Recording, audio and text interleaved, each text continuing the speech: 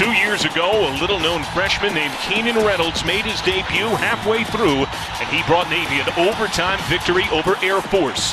Since then, the now veteran quarterback in his mids, they have been the Falcons' nemesis. But based on last week's beatdown of Boise State, this is a different team from Colorado Springs. The Falcons flying high at 3-1, confident they'll break the streak held by the midshipmen. All eyes on the prize, hardware on the line, Air Force out for redemption, while Navy tries to continue its dominance.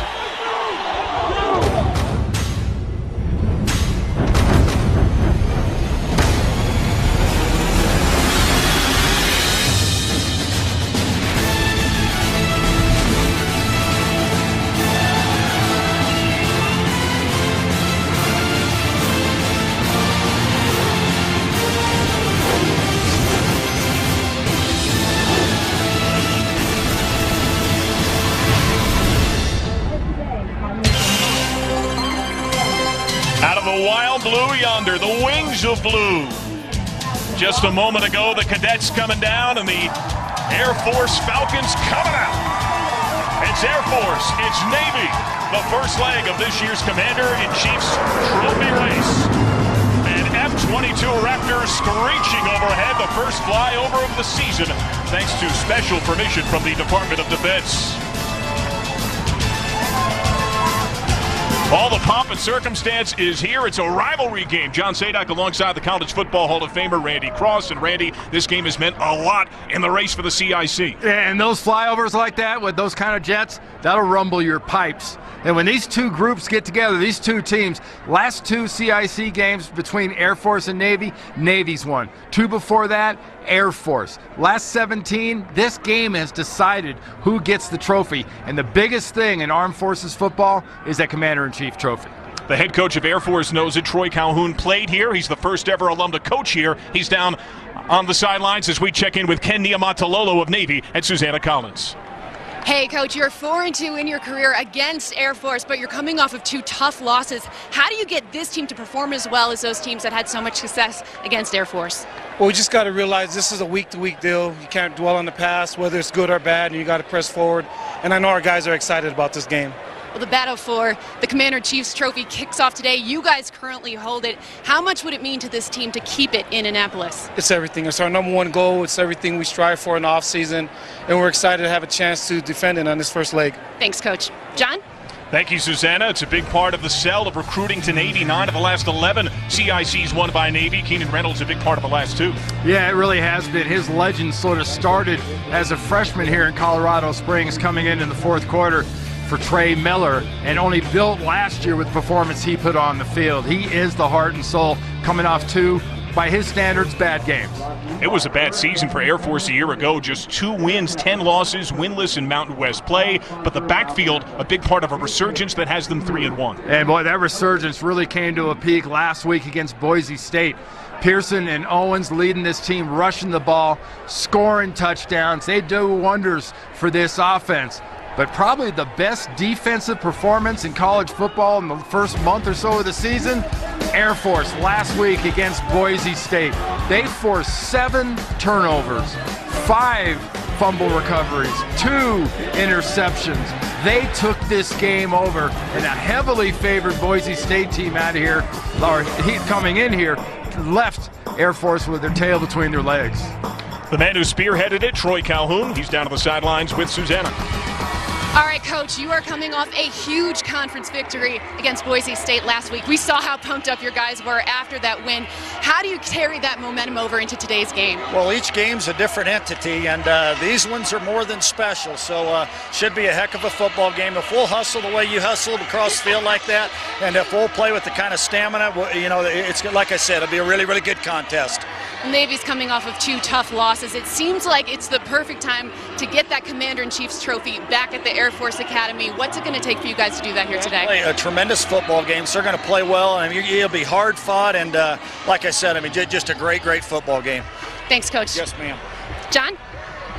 Thank you, Susanna, as we take a look at the history between Navy and Air Force, brought to you by Bud Light. What will happen next? Series started with a game in Baltimore back in 1960. Air Force won 19 of 21 from 82 to 02, but Navy has taken 9 of the last 11. You look at the demeanor of the two head coaches. Both these guys look like they are a sky high. Both these football teams look for a mistake early to really give one team an edge, because when you're this psyched up, when you're this geeked up, you tend to see mistakes. Commander-in-Chief's trophy goes to the victor of the three-way series between Air Force, Navy, and Army. This is the first leg. Takes place the first weekend of October each year, and as Randy mentioned, last 17 times this winner has gone on to take the CIC. On paper, it seems like they're the two favorites yet again. Air Force won the toss, elected to defend. Calvin Cass, Tony O'Gully, the return men for Navy. Drew Orley, the junior out of Indianapolis, handles the kickoff duties. And that one is very deep. We'll see that quite a bit today, up here over 6,000 feet above sea level. Kickoff returns aren't big up here at Colorado Springs. Time now for our Chick-fil-A starting lineups. And the quarterback, Keenan Reynolds, 16-9 as a starter. Those numbers, though, well below his norm. Well, you see that completion percentage. That's really the rarity. He had a really terrible day last week throwing the ball. Watch how much better this kid plays today. He is a man on a mission. Reynolds to the edge, and he gets swallowed up, loses a yard. As we meet the rest of the Navy offensive attack. Offensive line will have big say today, had a huge say in the scoring column in this series. Yeah, how about Zuzik 2 years ago recovering that ball for that big touchdown?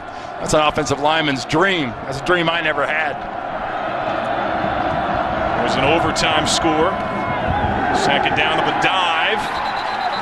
Air Force not yielding much. That's been the norm this year, led by the nose guard Troy Timmerman. We meet the rest of the Air Force defense. Weston Steelhammer, though, the man making major headlines nationally. Yeah, one of the safeties in the back had two interceptions last week. The center of this defense has traditionally been the heart and soul of Air Force's defense. You look at the nose tackle, a middle linebacker, and both safeties. That's the strength of Air Force.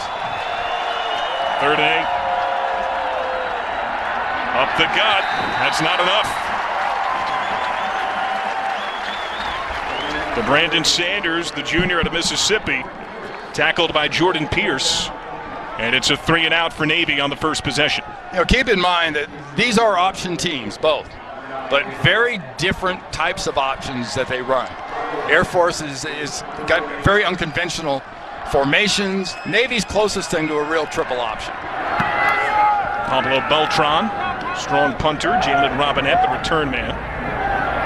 Called for the fair catch, but it bounds. And to mark it just in front of the 35. 35-yard kick as we take a look at the Chick-fil-A starting lineups. And the quarterback of Air Force, Cale Pearson, who missed most of last year with injury. He has had a sensational senior season. He's had one of those years so far that you really dream about as a senior. You're going to have high percentages when it comes to completing passes. The ones you do get to throw, they're big plays. And running the ball, man, is he tough. Here he is, tucking and running. Swept under by Quincy Adams, the cornerback.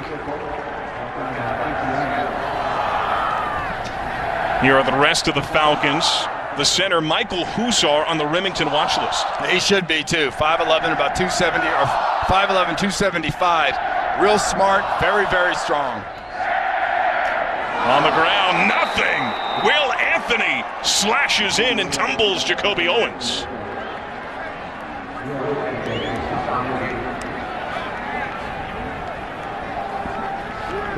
Big-time lick laid to the backfield.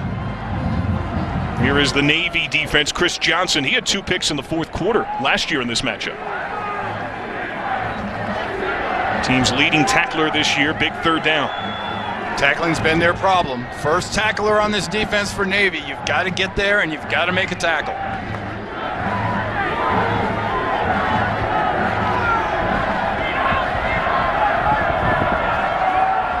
Pearson. Tip ball incomplete. Each team goes 3 and out.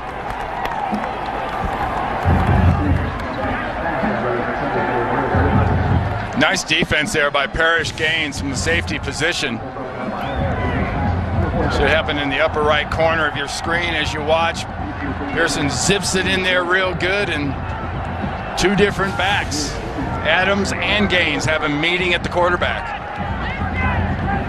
Parrish Gaines, the return man on punts as well. Will Conant handles punting and place-kicking duties for Air Force, added punting just this year. The senior's boot has tremendous air all the way to the end zone. That's a case, Randy, you probably don't want quite that much leg. Get it inside the 10-yard line. Don't give it to the ball all the way out at the 20. That'll be the case. No score. Each team goes 3 and out. As we have a Navy Air Force game underway. Scoreless, Colorado Springs.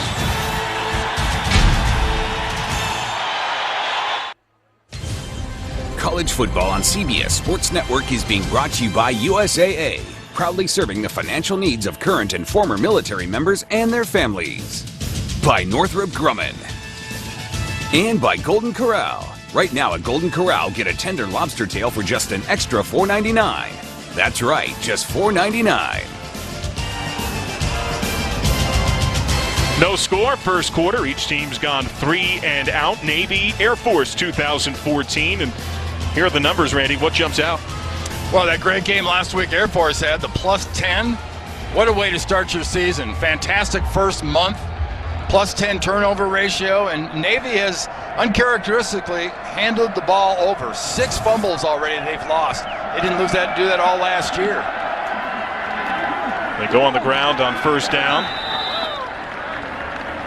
Jordan Pierce with a tackle around the 26-yard line, taking down Chris Swain. They've got Tanner Fleming back at center. Last week, Ryder was playing in there, much smaller, much more of a technician.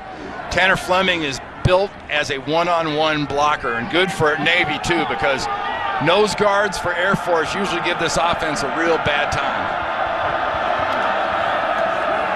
Second down burst. They go again to Swain, who twists his way against a pair of defenders, including Jordan Mays. That'll be good for a first down.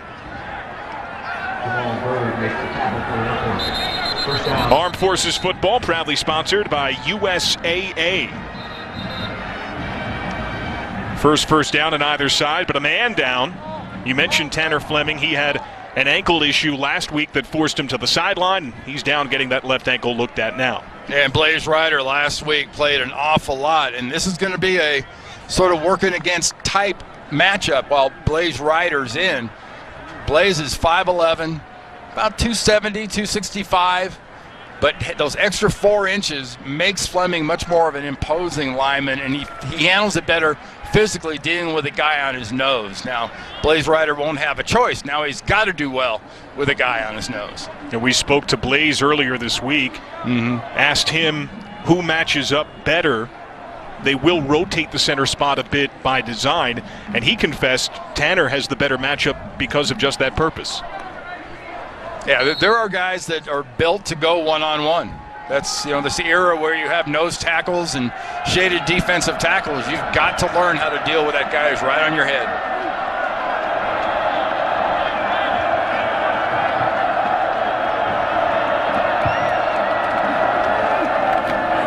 On the dive.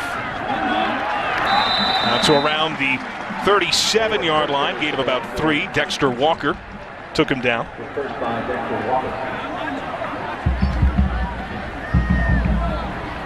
Often you'll hear chatter about third down and efficiency.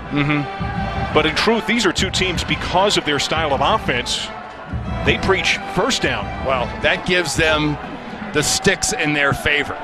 Like right now, the sticks are not in Navy's favor at 2nd and 8. Calvin Cass swallowed up.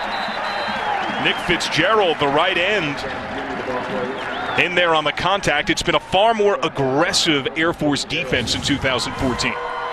Watch the front down linemen, the 3 guys across the board. Watch how they deal with the offensive linemen. They don't leave. Timmerman in the middle gets some penetration. The other 2 don't leave the line of scrimmage. Beautiful job by the D-line. 3rd and 7.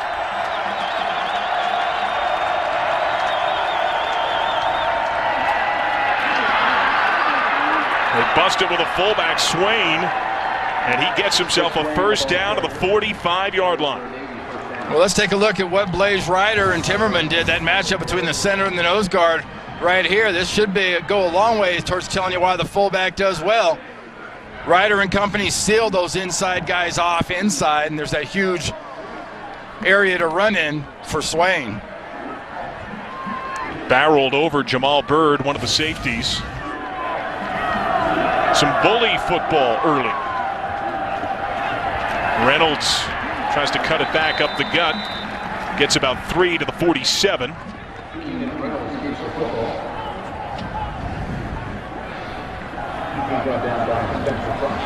Be sure to catch the new movie, The Judge, from Warner Brothers Pictures.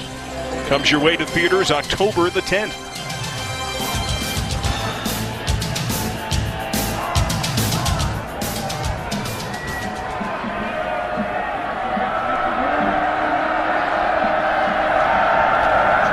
Toss out to the edge, and across midfield, a barrel 2 yards short of the first down. You talk about being with the sticks, having the sticks in your favor. That last run, 2nd and 7, 2nd and 6, that's where you want to be. 3rd and 2 is such a great down in this triple option offense for Ken Niumatalolo and this offense. They thrive in this spot because not only do they know they can run, and especially when they get across the 50, they make it 4 downs. So they can take a shot with a pass on 3rd down sometimes if they want to. They go to the big body and they get the first to plunge to the 43. As Christian Spears took down Noah Copeland, the primary fullback and the 3-headed monster that is Navy's fullback rotation. You got Zuzek at about 290, you got Gaston at 281, and Blaze Ryder at about 265. That right side of the Navy offense right here. Great precision. You're picking off linebackers, you're double teaming defensive ends, and you're not leaving much doubt about getting that first down. 3 first downs now for Navy. Singleton in as the fullback off a play fake.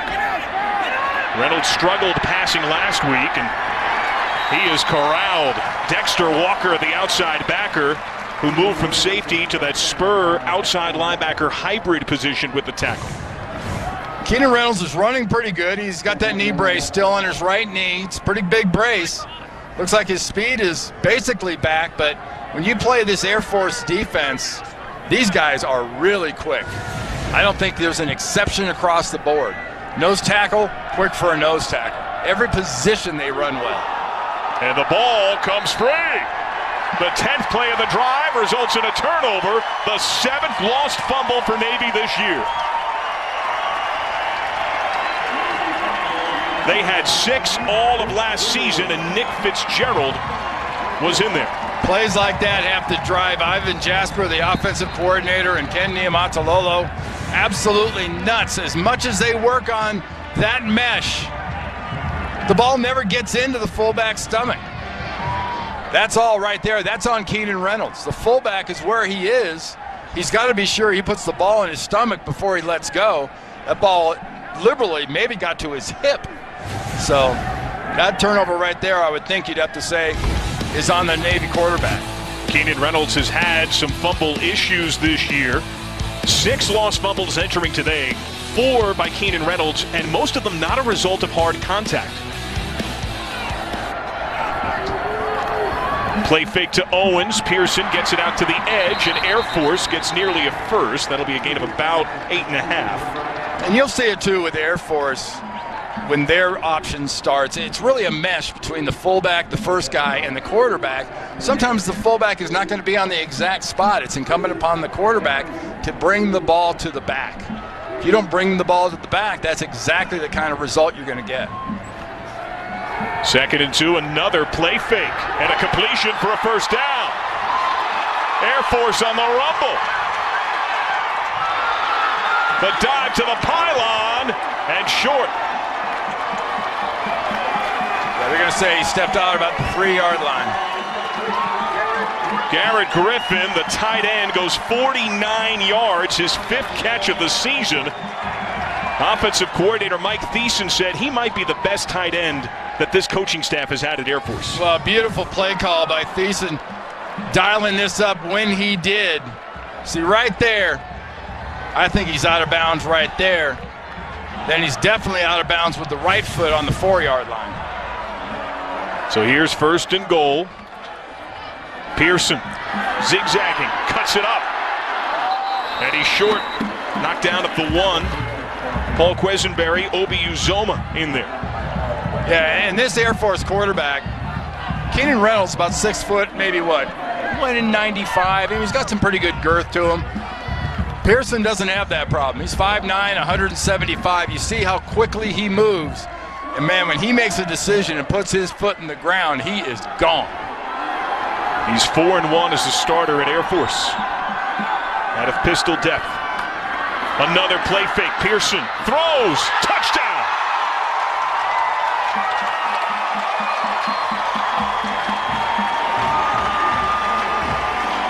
Alex Ludwig, the first of the season for the junior. It's a trend that started last week against Boise State. Points off turnovers, and right away Pearson is able to take advantage of a fumble, turn it into 6. He draws the defense up. Hey, you know, a pass doesn't have to be a spiral and pretty to be a touchdown. Great job getting that, drawing the defense to you, and then throwing that touchdown. Will Conant on for the point after.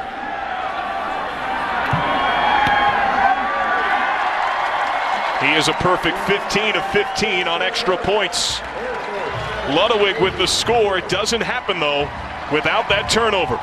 Keenan Reynolds, part of 5 fumbles lost this year, 7 for the team, more than all of last season, and it has Air Force up a score early, 7-0 Falcons.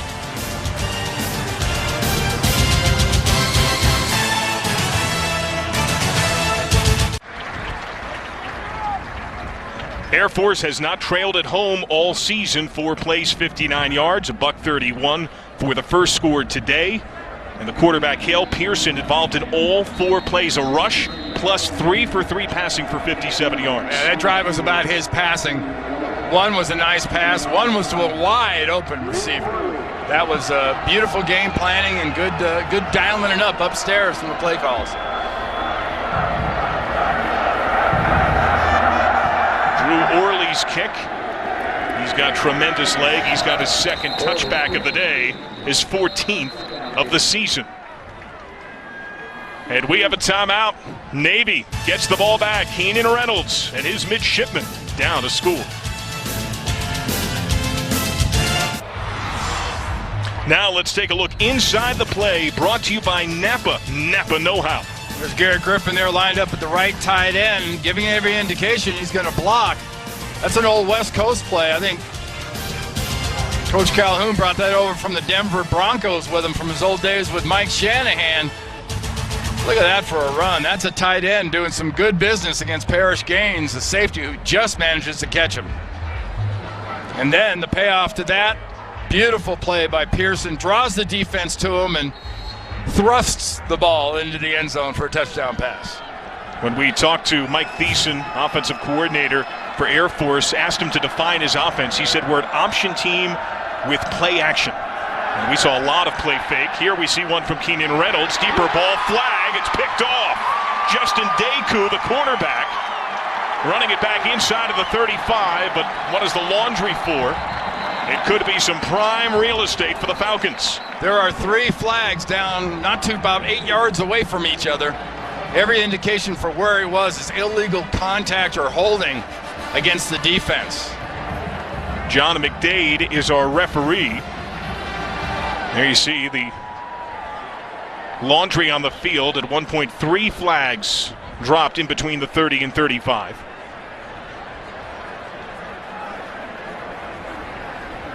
And last week it was 7 turnovers forced against Boise State, when Weston Steelhammer had 3 picks.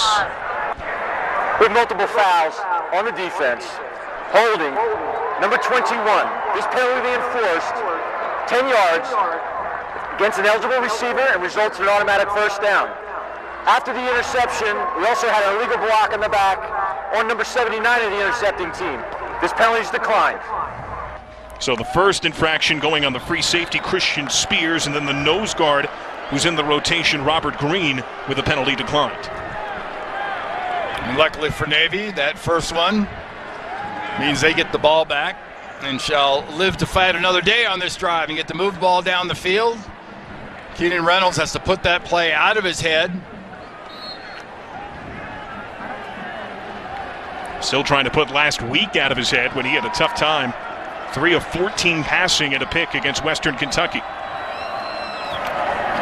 Reynolds keeping off the fake. It's submarined at around the 40, a gain of 5 yards. Weston Steelhammer had that tackle, but here's a look. And there's that shove in the back, care of Robert Green. That's a pretty athletic move there by Mr. Reynolds. It's hard to get clipped that hard, shoved that hard, and not fall down. I think I hit the dirt at about the second step. And he's doing that with a brace on, a still not 100% knee. Bully move right up the gut. Noah Copeland, the senior out of San Antonio, Texas, and Navy stands a yard shy of a first. When this triple option's working its best, and you can see that knee brace right there for Keenan Reynolds on that right leg, it's a big brace when they make those things for you. 3rd and 1. And the push gets the first. The Swarm carries the ball to about the 48-yard line. Move the chains for the midshipmen. Nice job early on here by Blaze Ryder working inside against Timmerman, the nose tackle. I've been very impressed on tape what Timmerman can do to disrupt the defense. An offense, I mean.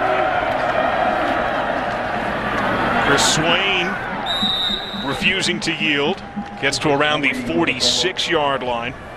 When we spoke with Air Force defensive coordinator Steve Russ, he called Navy the kings of yak, and we've seen that on some of these runs up the middle. Yeah. When you say yak, usually it's yard after catch, and it involves the passing game. But you're absolutely right. As Navy running backs and receivers, they get the ball, they don't go down easy.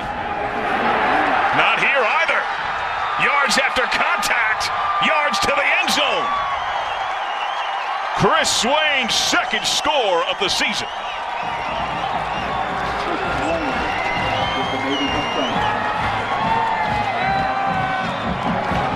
Yeah, this is all about the inside of the offensive line, working right in this area. Watch the beautiful job they do. You start piling up bodies, you come off, you get a linebacker, you get a down lineman, you get a lineman around on another linebacker. Nice persistent run, too. It looked like he was stopped twice during that run. Nick Sloan's point after good.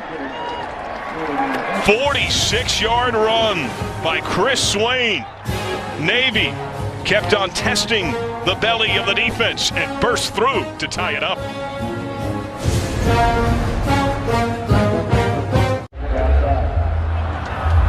Five plays, 75 yards, took nearly 2.5 minutes. Chris Swain, he runs a 4.5 with fullback size. His longest run of the year goes for a touchdown. Yeah, don't be mistaken. Anybody that plays the running back position in this Navy offense, and for that matter, Air Force 2, they are fast. Just as it says fullback, there's nothing plodding about these fullbacks. Great power there. That means when they don't get those legs, that's the power part, but the speed kicks right in as soon as he clears the line of scrimmage.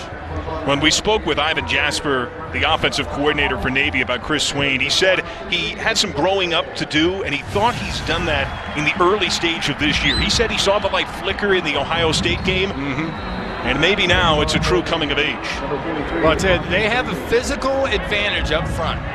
much like usually happens against them, their offensive line, their offense is physically much bigger than the Air Force defensive front seven. I would look for them to press that advantage a lot. Well, Boston Greavy's kicked. John Lee, 9th in the country in kick return yardage, gets out to the 21.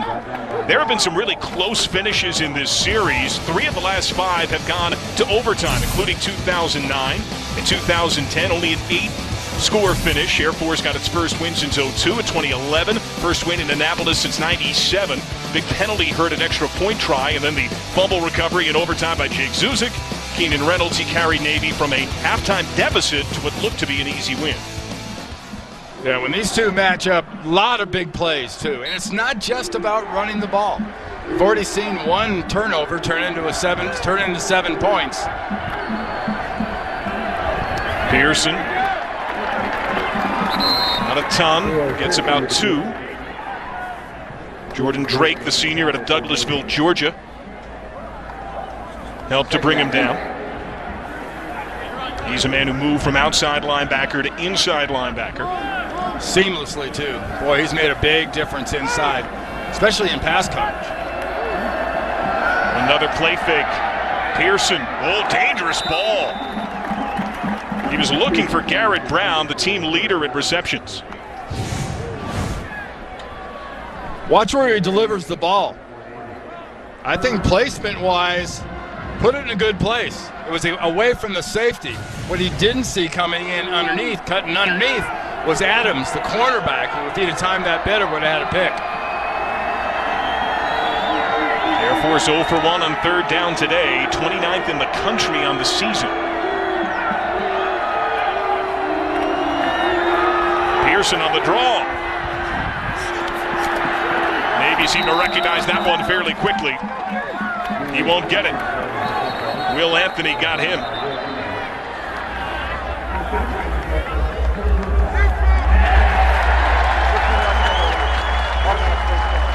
And a personal foul, it appears, after the play that's going to give Air Force a first down here. That's just a composure problem. Kenny Matalolo needs to find out what it was, what the officials caught.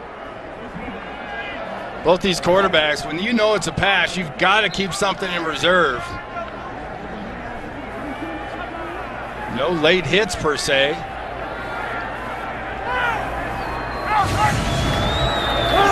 DJ Johnson to the 45. Here's a look. Oh, there's Sarah away from the ball, away from the play, and the play was basically over. That's that defenseless player type rule that they're really starting to enforce a lot more, not only in the college level, but also in the bigs up in the NFL. Rivalry games can stir emotions. On the ground, about a yard, Jacoby Owens. But you saw the way Sarah ran through there and hit that block, sent the Air Force Falcon flying. That is when you hear the term from an athlete or a football player, says keep your taillight burning. That's what that means. Always be aware of your surroundings. Kendi Matalolo has said he wants his team more aware of penalties. Despite that penalty, it's 3rd and 6. Design screen with an option pass. In stride, Garrett Brown. Trick play. Touchdown, Air Force. 54 yards on the toss by wide receiver Jalen Robinette. That was set up the second Robinette caught the ball. Pearson throws it back. It's a lateral. As soon as he catches it, the entire defense is coming to him on the screen. A little bubble screen on the outside. Again, great game planning and perfect execution. Garrett Brown's 2nd touchdown catch of the year. They say he might have the best ball skills of anyone in the Troy Calhoun era. Conan, 16 for 16 on extra points this season. I like Robinette's quarterback rating so far. He might be leading the Mountain West. He might be leading the country. Goes 54 yards. Already 2 50-plus yard passing plays for the triple option Air Force team. Yeah, that's what's different about this team. And when they run the ball, they do it out of very unique formations with offset backs. I think they're as imaginative as anybody in this era that we've had triple option type teams. And a lot of these coaches, including the head coach Troy Calhoun, they have Air Force roots, which means if you're successful, you have Fisher to Berry roots. And if you have Fisher to Berry roots, you know all about being resourceful, you know all about being imaginative, you know an awful lot about winning. Calhoun followed his mentor, the College Football Hall of Famer. Both coordinators, alums of the Air Force Academy. Mike Thiessen reminded us when we spoke to him this week, when he was a player at the Air Force Academy, he went 8-0 against the other service academies in his 4 years.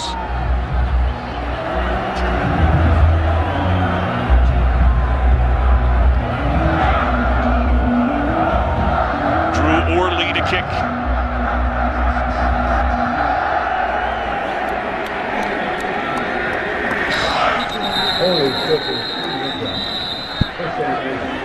Let's go down to the field and check in with the third member of our crew, Susanna Collins. Thanks, John. Well, as we discussed in the open, 9 of the last 11 games for Navy against Air Force, they have won. But back in 2010 and 2011, it was a completely different story, with both of those Air Force victories being led by quarterback Tim Jefferson, which leads us to Where Are They Now?, brought to you by Bass Pro Shops. Well, since graduating from the Academy in 2012, Tim has been serving as a flight instructor and also flying the T-6 Texan II at the Columbus Air Force Base. And he's going to be there till 2017. After that, he'll transition to flying either fighter or bomber jets. Not sure which one yet. But Tim is also the only QB to start 4 bowl games and lead his team to 2 victories, guys. Thank you, Susanna. Joffrey Whiteside leads his team at the start of this drive. Worth noting, by the way, that Bass Pro Shops is a stone's throw away from this stadium. We have a pretty darn good view of it from the press box level, so part of the flavor of Colorado Springs. As far away as we are, it tells you something about how big that place is. Big gain! Air Force in the air, Navy on the ground, Noah Copeland tumbled in the red zone by Jordan Mays. A touchdown saving tackle at the 14-yard line. Oh, you're building a wall inside, and they just walled the Air Force defense off. We've seen 2 gigantic runs by Navy fullbacks so far because inside they're pressing that size advantage and doing a nice job sticking on the blocks. 53-yard run as we hit the end of the first quarter.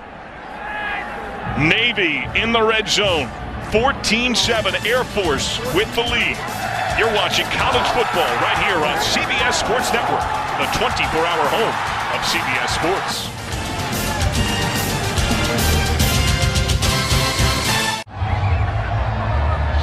Second quarter getting underway, 14-7 Air Force. What a run by Navy. Yeah, Joey Gaston, Zuzek, and Blaze Ryder do a great job. Full house backfield, little confusing, I think, for Air Force. They get guys going and running backs crossing in all kinds of different directions with beautiful blocking up front. Noah Copeland took plumb advantage, 53-yard gallop. So we've seen 2 runs for Navy of 46 or more yards. We've seen 2 passes for Air Force of 50-plus yards. And we've already seen some trick plays. Each program likes to hold something in the tank for this matchup. And we've got 3 quarters to go. You can't argue that coaches aren't emptying the bucket here. This is the biggest game in this whole Commander-in-Chief trophy run. And first down, Swain gets a little more than a yard as we check in with Susanna Collins. Thanks, John. Yeah, a quick injury update on Navy center Tanner Fleming. Now, he was sitting on that trainer's table for most of that first quarter, getting that left ankle worked on. He had 2 bags of ice on it. Right now, it is all taped up, and he is walking along the sidelines. It looks like he's going to try to get back in this one, guys. Thank you, Susanna. He was out of pads last week in the second half. Reynolds tries to keep it, and a Falcon swoops on in. Christian Spears, the free safety. Yeah, watch up front. A lot of the blockers disappeared. The white jerseys disappear looking for somebody else, but then they're replaced by the blue jerseys. Nice job by Spears coming from the inside on a straight blitz dog. Today's Red Zone numbers brought to you by Verizon. It's been troublesome for Navy. 104th in the country at the start of the week in red zone offense.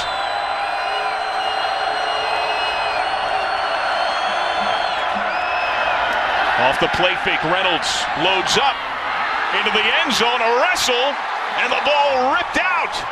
Air Force gets the pick in the end zone. It's Christian Spears yet again. That's a battle of wills. Yeah, Christian Spears comes on a run blitz and does a beautiful job inside on a run play. Backs that up with just, my hands are stronger than your hands. Keenan Reynolds puts the ball in a tight spot, throws it behind his receiver, and Spears gets in there and nabs that thing. That really isn't Calvin Cass's problem. That ball was thrown behind him. So Keenan Reynolds with 2 picks now on the season, 1 in each of his last 2 games. Had one last week in the loss to Western Kentucky. And had the one called back because of the defensive penalty. So Air Force at its 20. Pearson tuck and run. Pearson, pretty hard hit around the 28-yard line thanks to Brendan Clements. Here's another look at this turnover. There's Spears 21 right there. He was staring at Cass Jr. was Keenan Reynolds. And Spears saw that, broke off, covered his man, and stepped underneath for the pick. Up the gut, Air Force has the first to the 35, gain of 7. Hard rumble by Broham Hart, the senior out of Texas. Daniel Gonzalez on the tackle. Daniel Gonzalez, there's being the hittee and the hurter. Gonzalez was the hittee on that play. He got run over, but I will say he held on to his legs as he was trying to run over the top of him. Physical football early. Pearson dealt with the low snap well. Incomplete pass. Frustration for Navy, believing the midshipman should have had a pick. Was that a clean release by Pearson? I don't think so, but it was quacking all the way out of his hand. And the reason the frustration was, I mean, the DB that fell down for Navy was in the perfect spot where it was going to be. You saw Pearson had to spin, throw, and get it out of there before Sarah came and delivered that blow. Brendan Clements, best cover man at the quarterback position. They go on the ground. Navy sniffed that out. Loss of about 3. Will Anthony.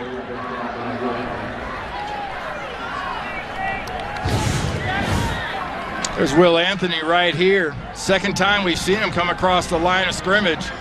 Deal with the blocker, shed him, and make a nice play. That's a text form D-line play there. 3rd and 12 to the Falcons. Defensive coordinator Buddy Green said he's as fundamentally sound and as strong as you'll find for someone his size. Too many players. 12-minute formation, 5-yard penalty, 3rd down. They had basically had 12 men in the whatever kind of a huddle they had. That injures an already difficult 3rd down situation, 3rd and 17. Now, Buddy Green's defense is, Buddy Green, the defensive coordinator at Navy, they do a little bend but don't break on you. So you'll see the defensive backs, especially the safeties, see them all lined up on the 40. They're going to be just short of the 1st down, and they'll play everything in front of that. Incomplete pass here on 3rd down. Marcus Hendricks, who has just come back after a knee issue in fall camp, had some special team time last week, the intended target. Buddy Green has been away from the team at times, has had some illness bouts during the course of the year, but he served as an inspirational figure when he checked himself out of the hospital to come back with the team a couple of weeks ago. And they promptly checked him back in. Brandon Sanders, the return man, a flag out from the 35. He gets a couple. Let's see what the flag is for. That's usually holding on the gunner, the outside player on the punt team trying to run down the field, and you got two guys or one guy double teaming him, trying to mug him, and one of them holds. During the kick, holding. Number 3 receiving team. 10-yard penalty, first down. Timeout. 38-yard kick. There was a 2-yard return. It's a one-score game. Navy Air Force.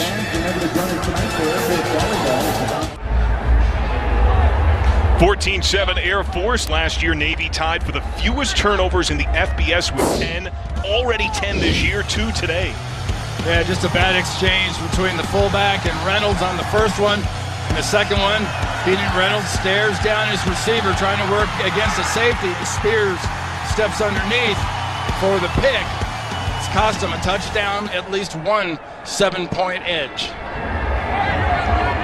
Today's 1st and 10 line brought to you by Golden Corral. Only a one-score game, though, despite those giveaways. Reynolds and company starting this drive from the 25. Reynolds to the edge, gets the toss, ball's free, flag is out. A scoop and score for Air Force. Will it hold up? Justin Deku, who would have had the pick if not for a flag earlier. It's going to be targeting, helmet-to-helmet contact. I mean, normally, back in the proverbial day, you'd say great contact, great try. Not now. Personal foul, unnecessary roughness with targeting, number 13 of the defense. This penalty is 15 yards, and it takes an automatic disqualification of number 13. This play is now under review. So Justin Deku, who pulled his hamstring in the Georgia State game, has just been working his way back in, has had 2 big plays nullified by penalty. This one, his own, that if it holds up, means he's gone. Well, that's got to drive a defensive coach crazy, a head coach nuts, because that play that Deku made that's how you teach players to come up and force the run. They want to try to pitch on you like that late, run through the running back. And Deku ran right through him, but he just hit him high up around the shoulders and head. The official was right there. That flag was thrown by the referee before he unceremoniously took a seat. But now the review is it worthy of just the 15, or is it worthy of them throwing him out of the game? Because it's an automatic, then they review. Here's another look. I don't think he ever hits him in the head. He hits him like in the shoulder up there, watch. Little flip. He doesn't have possession when he hits him, but he doesn't hit him in the head. And in addition to the penalty concern here, Randy, what is your view of the decision-making process, the timing and placement of that pitch? That's about what Navy loves to do that. Navy loves to pitch late. They love to draw the attention to the quarterback and pitch it late. See, from the end zone view we showed a couple of times, it didn't look like he got hit in the head. It looked like it was a helmet right on a shoulder pad. Now, from this view, looks like it's right in the crack of his neck. So right between his shoulder pads and his helmet. You see the head snap back, but it is difficult to tell from that angle where the flush contact actually comes. And that's of paramount importance, right? Yeah, and I don't think the ball was ever tipped or hit during the course of the pitch.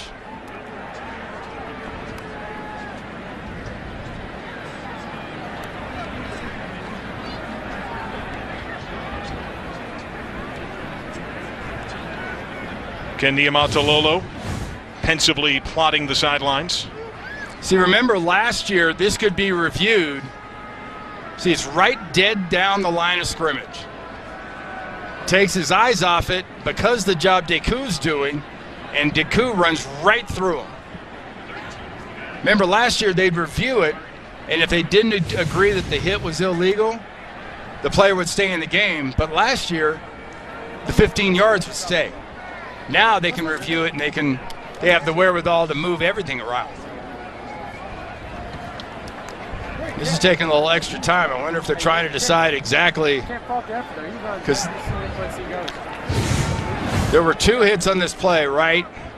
Watch Keenan Reynolds. Bang.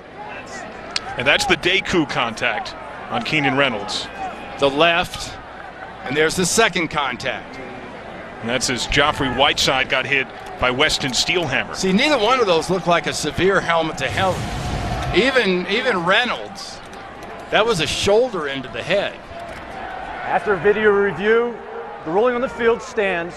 The 15-yard penalty will be enforced. Number 13 is disqualified for the rest of the contest. So Justin Deku, the senior out of Fontana, California, gets ejected from the game. That means Gavin McHenry, who started all 12 games last year but had fallen out of some favor. Justin Deku had outplayed him and had one more time at that cornerback spot. Will be forced to make that switch.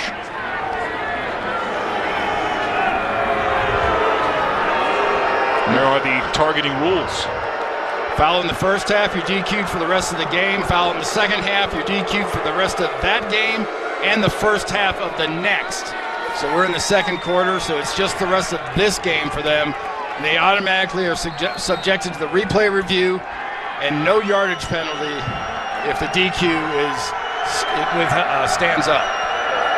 Now from the 40, after a long time off the play fake, Reynolds off his back foot.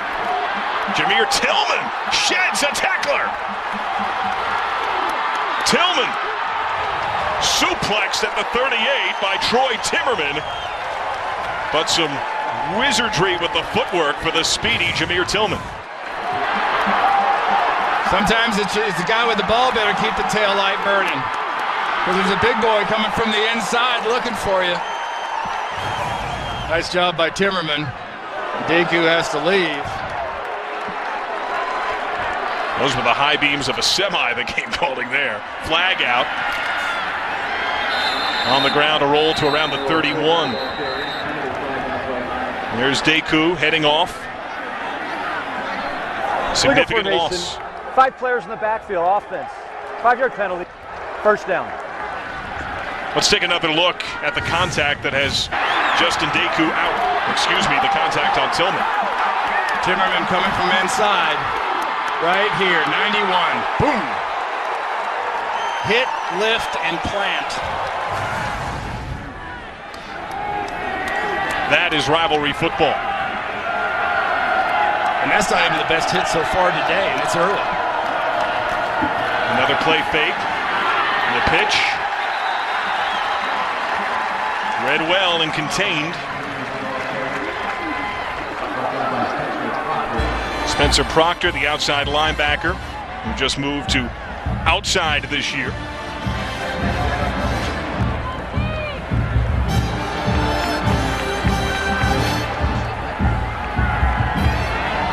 Chris Swain, a deep fullback here on 2nd and 15.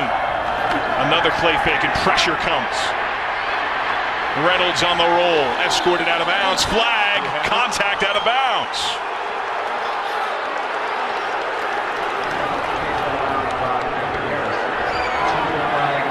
I'm not sure if that play didn't happen on the green. After the play was over, personal foul, unnecessary roughness, number 90 out of the defense. 15-yard penalty, automatic first down.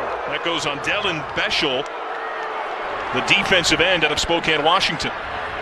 He was there with David Harris escorting Reynolds. Penalties have been a big factor here, Randy. Yeah, I don't know about that. I think maybe the officials want to send a message to control the game a little, because I don't even see the contact that was that unusual that would warrant a personal foul, to be honest with you. First and 10.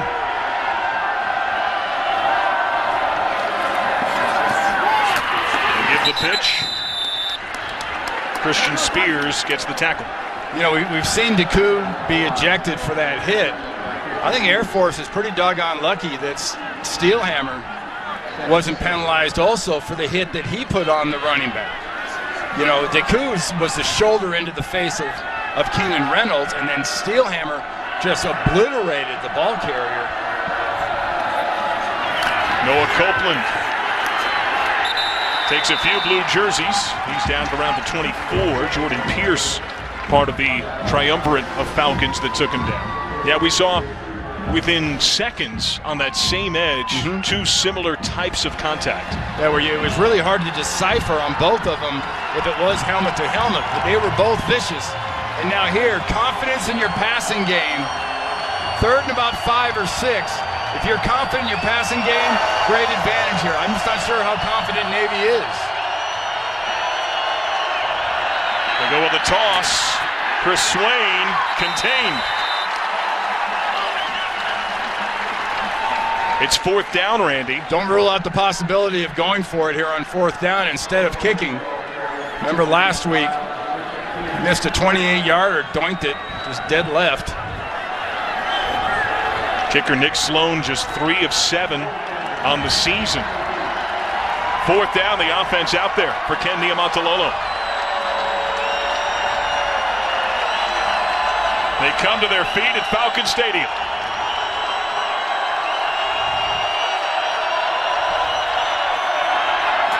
Reynolds with a pitch, and Navy gets it. Shoulder on the edge, and the midshipmen convert thanks to Damon Brown. Yeah, how about Damon Brown? You hear the term downhill running? Watch him come off this edge. Doing nothing but running downhill. Puts a shoulder right into the safety, does a beautiful job. That corner was sealed perfectly by Navy. That's Gavin McHenry, who has taken the place of Deku, who was ejected just a few minutes ago. Right up the middle with Chris Swain. He gets a good 5-yard clip. Yeah, nothing for this Navy's football team kind of slows down their pace and reestablishes a little bit of who they are than that inside fullback game, isn't it? I mean, you look and you run inside behind Zuzik and Ryder, E.K. Benz at that left guard position.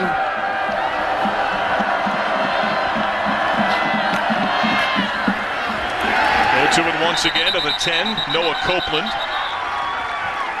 And this is coming against an Air Force defense that was 2nd in the Mountain West, 7th in the country, allowing just 82 yards a game on the ground. And remember, this team, Air Force in the Mountain West, sees a lot of very, very diverse offenses defensively. They see teams that only run if they absolutely have to. They do nothing but throw the ball. They've gone up the gut twice. What do they do on 3rd down? I like that option off the edge. If you get that matchup where you can seal that edge again, you go with the option and you let the guy go downhill. Timeout Navy. Ken Niumatalolo wants to talk it over. 3rd down and 3 when we come back. A 1-score game.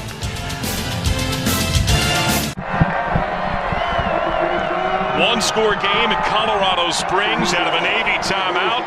3rd and 3 for the midshipmen, the 10th play of the drive.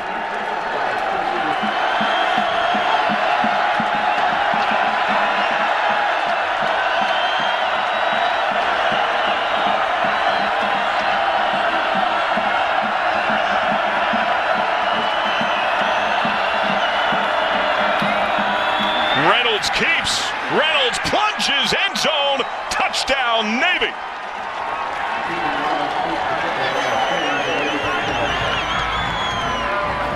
Tonio Gully helped pave the path, and Reynolds gets the 49th touchdown of his career to tie Ricky Dobbs for the all-time Navy record. Nice job by E.K. Benz and Brandon Heap on that left side, just sealing things off. There's nothing inside in the way of pursuit to get that quarterback option. That second option in the triple option was not there.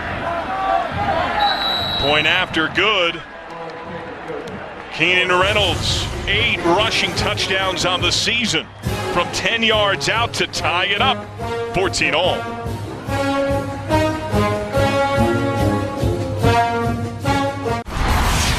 Brett Stober in New York down at Fort Worth. Good one. Early second, tied at 14. Trevon Boykin to B.J. Catalan. 39 yards, wide open. 21-14 Horned Frogs to John, Randy, and Susanna.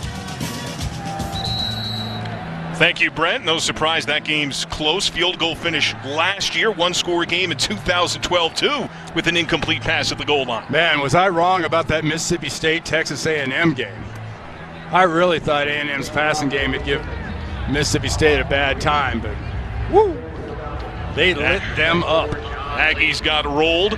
Keenan Reynolds has rumbled his way to 49 touchdowns now on his storied career, tied for the most in program history. Again, he's in the 5th game of his junior year. They got a sneaky suspicion he might break that. He had a long chat with his head coach after a difficult showing in the loss to Western Kentucky. Ken Niumatalolo said, "Hey, you're human. You're going to make mistakes." And he's showing some resiliency today, overcoming a couple of turnovers. Navy's got a tie game. Air Force finally gets the ball back. And a touchback. Let's take another look at the game-tying score for Keenan Reynolds. You're going to see a perfect alley for a running play. You've got this right here, and then this right here, and everything in between wide open saying, "Keenan, come get me."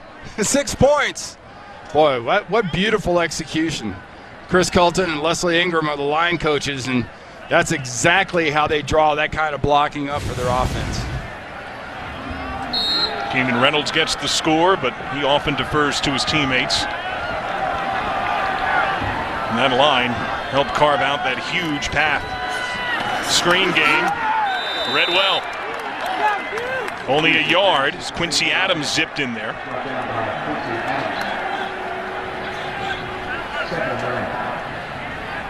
Ricky Dobbs not only has tied the touchdown record, but outright has most points in a career by any midshipman. And no, he's never kicked an extra point. He's never kicked a field goal, but he scored a lot of 2 points after touchdowns, 2-point tries. The dive, Broham Hart, Will Anthony with the tackle. And he has engineered a lot of long drives. That last Navy drive, 10 plays, 75 yards. Time of possession, 16:30 for Navy. And Air Force has just gotten over the 7-minute mark. That is pure triple option, pure Navy Ken Niumatalolo football when you hold it that long. Obviously some penalties and big turning plays in there too. More pressure on this 3rd down and 7 as a result. Pearson creative to find space. This completion, though, short of the first for Garrett Brown. I'll tell you one thing we've seen right now through that last possession by Navy, and right now for the start of this possession by Air Force, the physical tide seems to be turning a little bit. Navy's the team making the physical hit.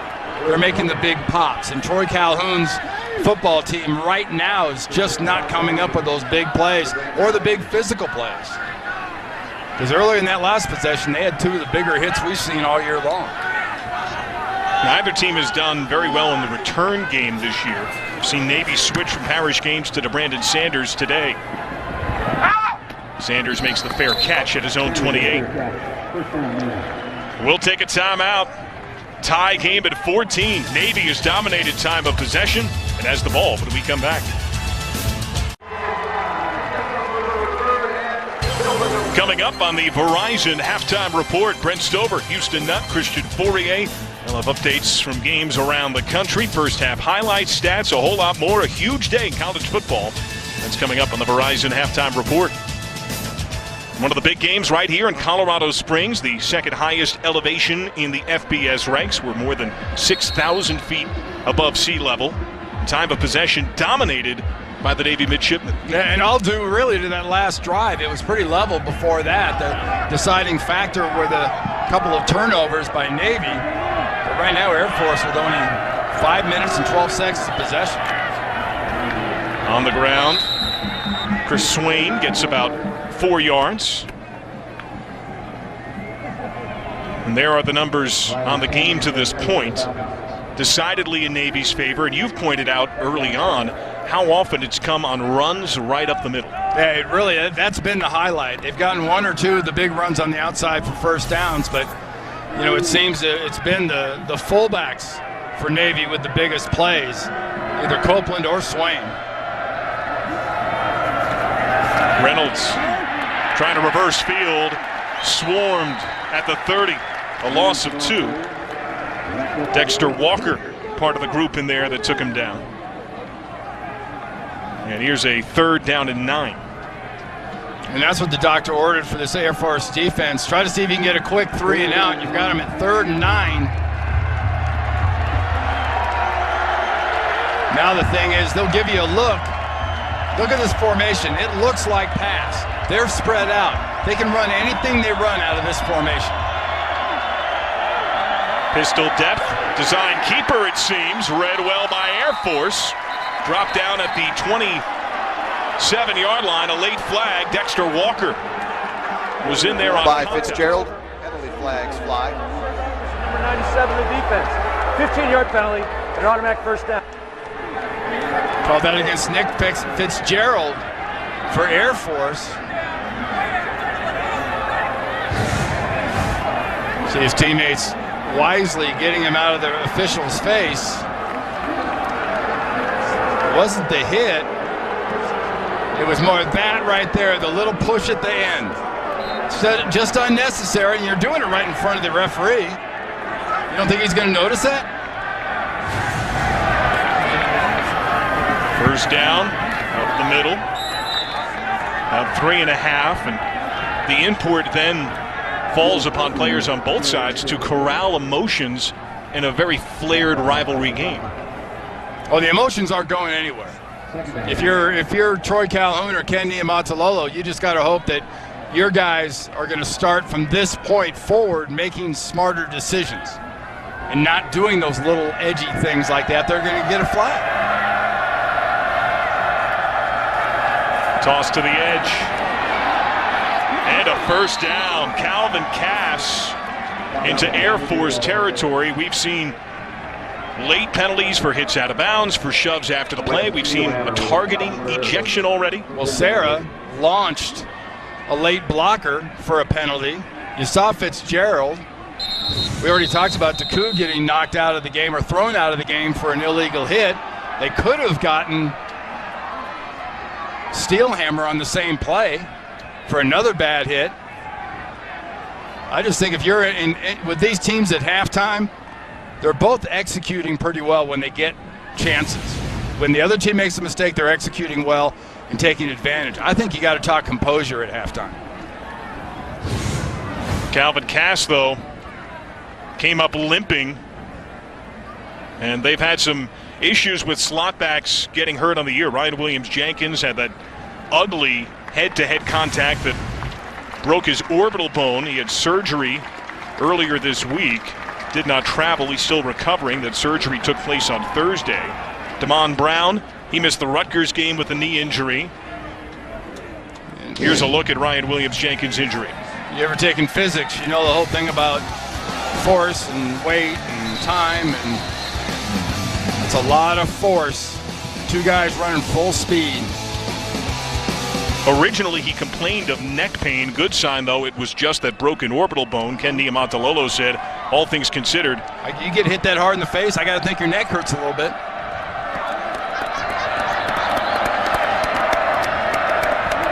First and 10.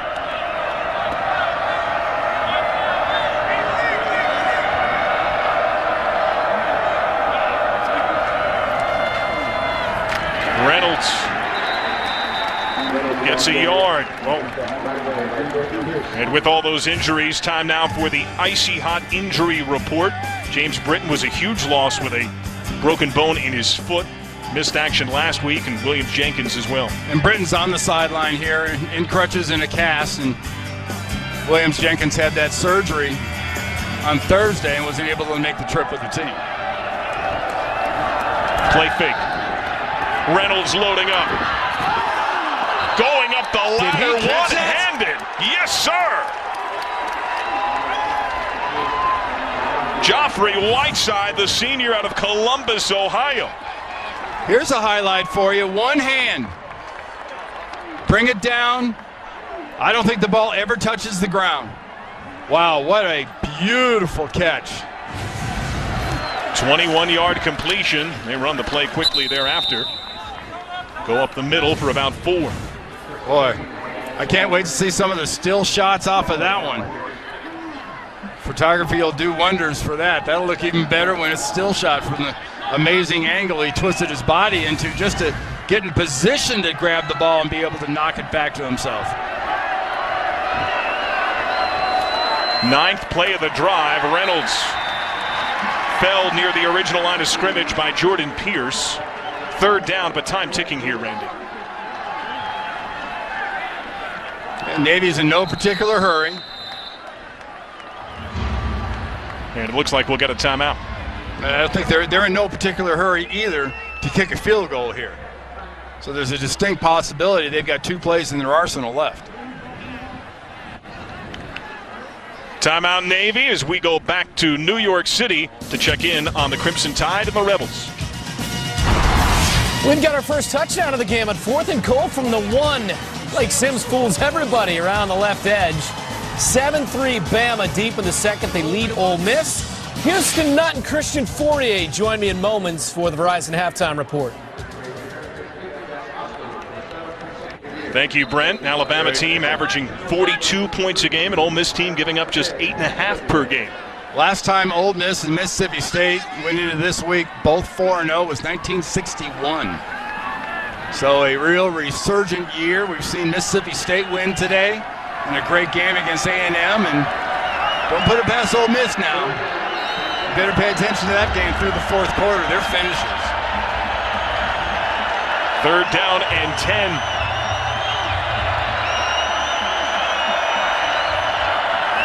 Reynolds hands it off. Swain bumping bodies. Grinds to about the 21-yard line. Navy still with 1 timeout. Time ticking away.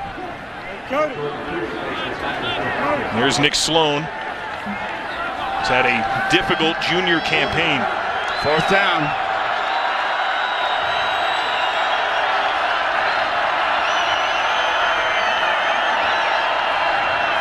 Trying to get Air Force to jump. Trying to get the field goal a little closer.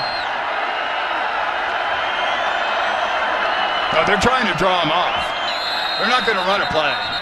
Ken Niumatalolo walked down to call that timeout to get his field goal team on the field.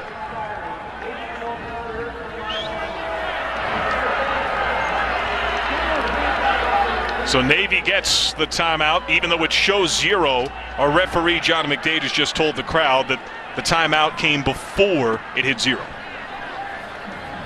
So what, it should say .005? They're going to put 1 second up there and some pressure on Nick Sloan. Next Saturday, Super Social Saturday on CBS Sports. Follow CBS Sports on Twitter, Facebook, and Instagram to learn how you can participate. This was the social media message from Air Force football. Get it back. The Commander-in-Chief's trophy, that empty case put square in the center of the locker room. Oh, like one of them might have forgotten that? Could we have an Air Force timeout here trying to ice Sloan? It appears we do. That's not a bad idea by Troy Calhoun.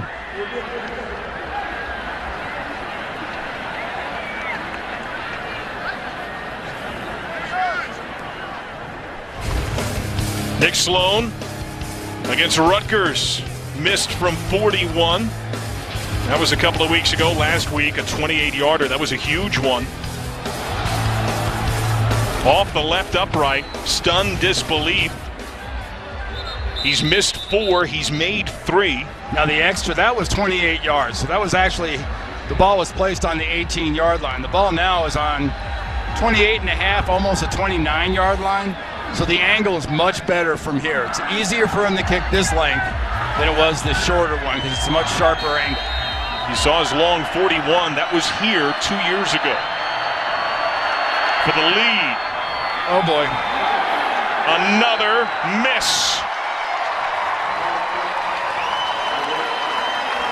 You have to feel for the junior out of San Diego, California. And there's not much else that Ken Niumatalolo can do. And that was big with Air Force getting the next kickoff to start the second half. That's big time. No points out of that. No draw to it, just a straight push just outside the right upright. Let's go down out of the field. Susanna standing by with Troy Calhoun. All right, Coach, you anticipated a tough battle against this Navy team. This game is not disappointed. You're all tied up here. What have you liked from your team so far? Well, I think both squads are playing really, really hard. You know, I think sometimes you got to make sure that your fire and your emotion, you got to play with. That's the spirit with which you got to play, but it can't control you, and that's going to be a key part of the second half too. Those penalty flags have been flying here in this one. Deku DQ'd for the rest of this game. How do you address those penalties with your team here at the half? Clean them up, and it's both ways, and we got to get it cleaned up. All right, Coach, thanks so much. It could have been a Navy lead at halftime. Nick Sloan has attempted 8 field goals this year. He's missed 5. After the break, we'll send you to our CBS Sports Network studio.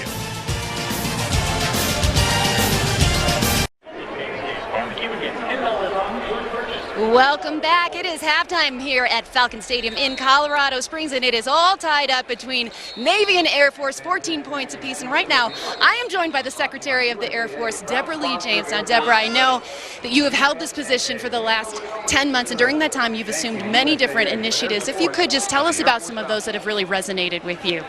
Well, Susanna, first of all, thank you so much for having me, and such an honor to be the Secretary of the Air Force.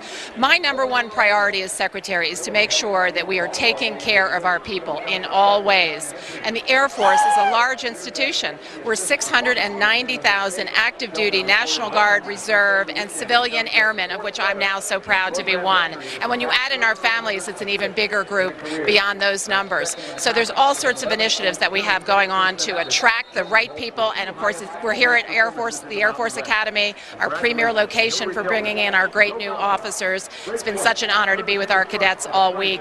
And another part of taking care of people I want to point out is those who become ill or injured or wounded. And it's also been such a privilege to be part of the Warrior Games taking place this week at Colorado Springs. Well, you mentioned those Warrior Games. I mean, such an incredible event. Why is it so important for the Air Force to support an event that supports those wounded warriors? In the Air Force, as I mentioned, we are all about our people. And so these are our people who have become ill and injured and wounded. And so you better believe we are going to take care of them and help them to recover. And we're the Air Force family. They have their family as support system. So the Warrior Games is all about adaptive sports. It's all about healing. It's about mental. It's about physical. It's about spiritual. And by the way, spiritual is the key word here, because if you had the opportunity to see what I saw, you would never believe that you ever had a problem again, because they are so resilient, they are so competitive, and the camaraderie is so strong among all of our military services. Puts it in perspective. Thank you so much, Deborah, for being with us. Second half coming back. We'll be right back here at CBS Sport Network. It is all tied up between the Air Force and Navy, 14 points apiece. Stick around, we'll be right back.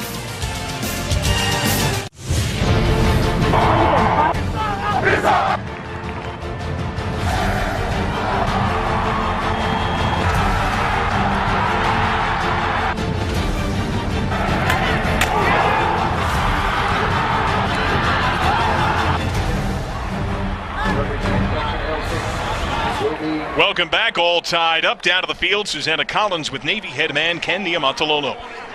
All right, Coach, an exciting first half of football right there, all tied up here. What do you want to see from your guys in the second half? Well, I think there's some things. We had 2 turnovers, had a penalty, hurt us on 3rd down. We gave us some big pass plays. With all of that said, we're still tied. So we just got to come out and finish. We're moving the ball, but we got to finish drives. Thanks so much, Coach. John? Thank you, Susanna. John Sadak, the College Football Hall of Famer, Randy Cross. We have had a spirited football game so far. A lot of flags on both sides. Yeah, it really has. And probably the sequence of the game, 5-minute and 12-second drive that took about 20 minutes off the clock, it seemed, in real time to run those 5 minutes. A lot of penalties, a lot of big plays. It really was the difference, that one long drive by Navy. And so we have a tie game at 14. 4 penalties on Air Force's defense. 1 nullified a scoop and score touchdown on a fumble. 1 nullified an interception.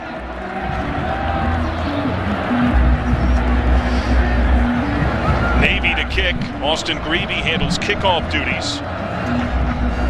You wonder at what point he might get some place kicking consideration for extra points and field goals as well. This one booted for a touchback. Take a look at the 5-Hour Energy first half stats. What do you see here, Randy? Well, I see a Navy dominant running game, especially on the inside with the fullbacks. And I see a team in the Air Force that really is kind of struggling to find themselves, especially their running game. Right now, like you said, these are two option teams. Navy's got all the options. Right now, Air Force's running game isn't much of an option. The 2 turnovers for Navy, both care of Keenan Reynolds, the fumble and the interception on a wrestle ball in the end zone.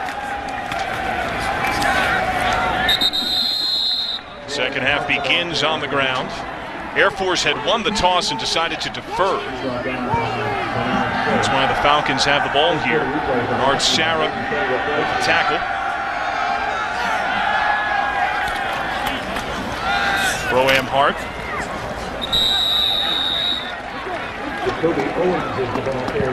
So Air Force chugging on the ground to begin the second. Here's a look at the possessions for the Falcons in the first. I like the way Air Force has come out here. And it doesn't not really hurry up, just picking the whole pace of their offense up. Pearson on 3rd and 2, the pitch.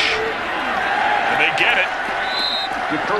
By a yard beyond the marker, Jacoby Owens. Top 10 in the country in rushing yards per game. And just as a hurry-up style offense that throws the ball a lot, this running team right now in Air Force, they're really benefiting from this pace. On the ground once more, to the 40, Jacoby Owens. Number one benefit from the pace is Navy can't substitute. Navy's got to keep the same guys in on the defensive side. You can start zeroing in people, influence blocking people, and you can open up some bigger holes when you work at this pace with an option offense. Pearson, late pitch, big block. Devin Rushing, the junior out of DeSoto, Texas. Beautiful job by DJ Johnson out in front. Nice little job. Threads the needle there, Rushing, who... If you can't thread the needle as an option quarterback, you can't play.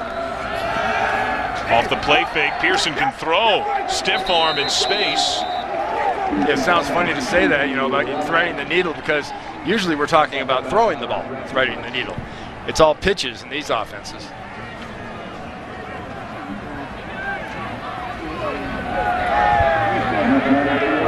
First and 10. Pearson off another play fake, same play. Robinette once more for a first inside of the 30. Armed Forces Football proudly sponsored by Golden Corral. You got Robinette, 6'3", 200-pound receiver. That's like a real wide run, flipping them that ball out there and getting some easy yards. See the pad at the bottom of the screen? On the ground inside of the 25 to the 24. You start seeing those pads in coverage, and when you get in the red zone, those pads will slim down a little bit.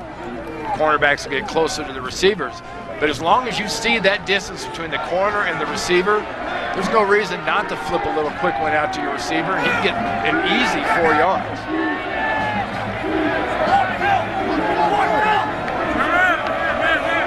Spirited drive by the Falcons, 2nd and 7. They go with the dive, Pro-Am Hart. Taken down at around the 20 by Paul Quisenberry. A little different formation. We haven't seen that one very much. It's the old wishbone. It's a broken bone with the one running back that should be on the right side of the backfield moved up into a slot wing position. Same formation here. They need 3, and they get it. Jacoby Owens. Another first down for Air Force, and here a red zone try his way. Today's red zone numbers brought to you by Verizon. Navy finally got a chance to make some substitutions, getting a couple linemen out, including Sarah. Because the pace does gas those guys that put their hand on the ground.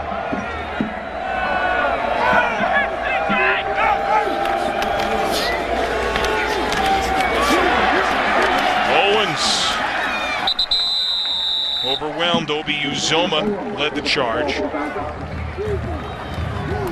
Pretty innocuous little play. 4 or 5 yards, though. And that gives you, like you talked about, the sticks in the first half for Navy. For Air Force, you've got the sticks in your favor. Right now, you're second down, and you're looking at 7 yards to go.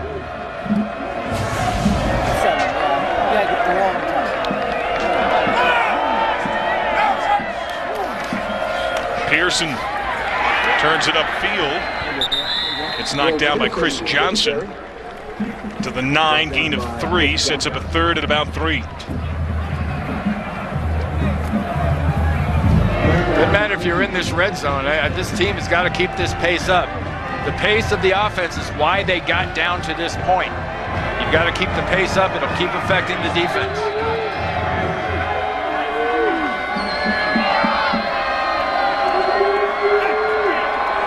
The longer you take, the more time they have to make adjustments to your formations. Owens on the toss. And Owens plunging forward with this spot, I believe, has the first down. Tackled by Uzoma.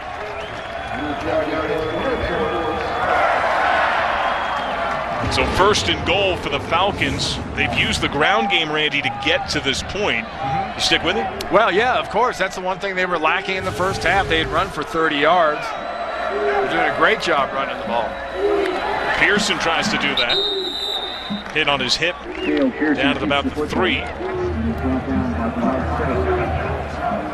But a great way to start this second half, no doubt. Troy Calhoun and company, the whole staff got inside, talked about poise, talked about execution. As an offense, they got together and he told them, look guys, we're gonna raise the pace. We're gonna get this thing going. We're not gonna let them zero in on us as much. It's really worked so far in this first series. DJ Johnson standing up, trickeration, end zone touchdown.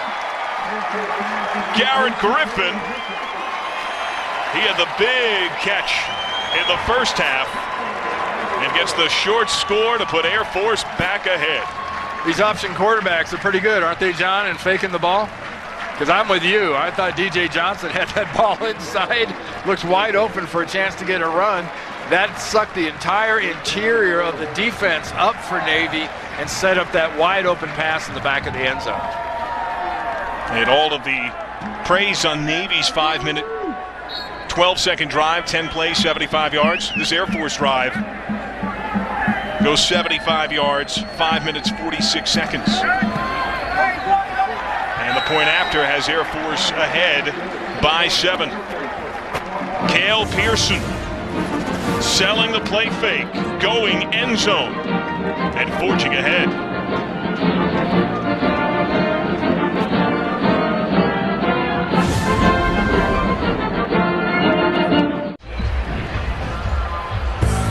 Tuesday, 10 Eastern, it's a sports conversation unlike any other, as elite women in sports provide a new voice for all the trending topics. Don't miss We Need to Talk, Tuesday night, 10 Eastern, only on CBS Sports Network, the 24-hour home of CBS Sports. And that's a rather impressive composite resume there, Randy Cross. Yeah, with between Summer Sanders and the rest of them.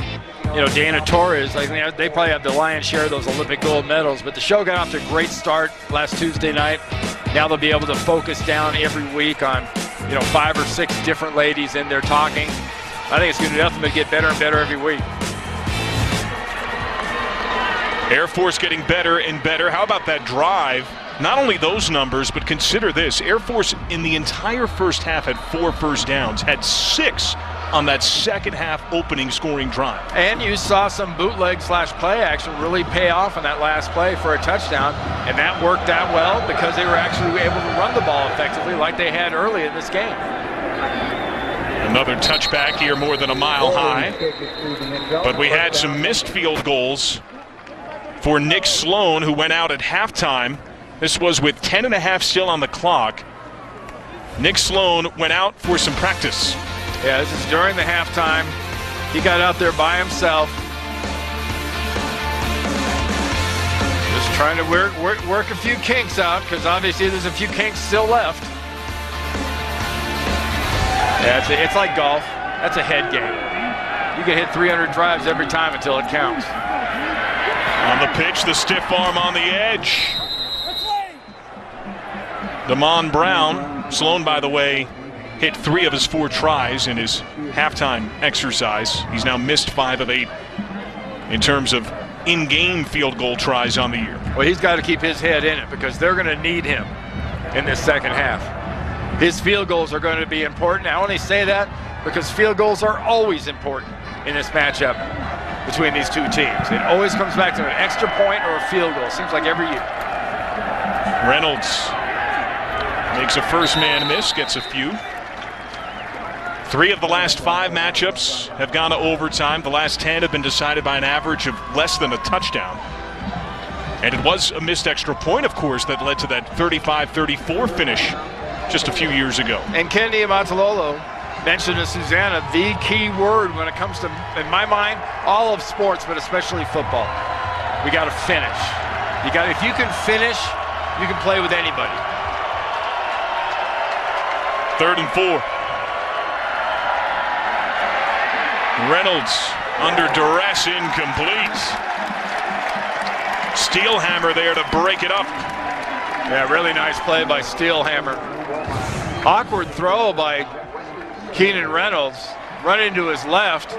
Just does get his hips turned. The ball slightly behind, but Steelhammer comes in to make sure that there was no miracle catch involved.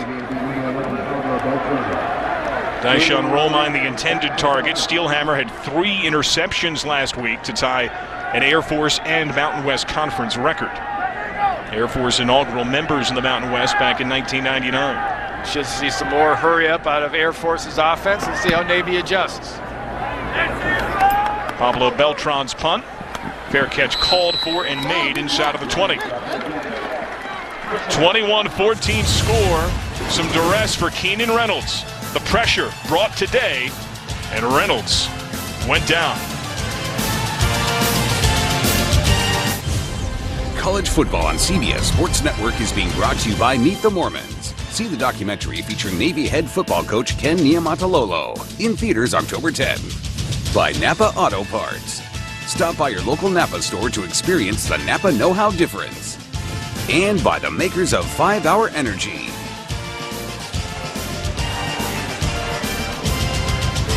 One of the gorgeous scenes out here in Colorado Springs. Mountains in the background. Touchdown game. Air Force leads 21-14. This is a different blue. I know there's Air Force blue and there's Navy blue and there's turquoise blue. The sky and the water out here is amazing, the color blues that you get. God's country. Troy Calhoun knows that. Was here as a student, now here as the head coach. On the ground goes Air Force. That was a successful recipe on the drive that opened the second stanza with a go-ahead score. Keep the pace up. If you're Air Force, keep it up. Navy, anticipate it. Let's see how Buddy Green and his defensive coaches adjust. Everybody rolling right, seen before the snap. Pearson tries to turn it up and gets spun down. It's maybe a yard. Chris Johnson with the tackle. It was a nice job by Chris Johnson getting across the line of scrimmage and throwing the quarterback for a loss. There's a good adjustment. Get your linebacker reacting. Often that inside backer is who you're going to have responsible getting in that quarterback's hip pocket. You saw Buddy Green tapping that side pocket. Get that linebacker in the quarterback's pocket. 3rd and 8 as a result. They show pressure. And Air Force runs right up the middle with Broham Hart. It's not nearly good enough for a first. Punt unit comes out. Yeah, first down gets medium to small. Second down loses yards. Third down can be a successful play, and you're still punting. It gets back to that staying ahead of things when it comes to the sticks. It's going to set Navy up more than likely in some pretty good field position, but remember the altitude and remember the cannon of a leg this kid has from Air Force. Will Conant, 1 of 30 on the Lou Groza watch list. Fair catch made by DeBrandon Sanders. Timeout on the field, 38-yard kick. No down. return, and there's a flag down to the field. Flag fell down at around the 35 on Air Force's side of the field, seemingly after the fair catch was made. Yeah, that's either a clip or a block, some kind of block in the back. Late hold, maybe. But I would say it's probably against the returning team.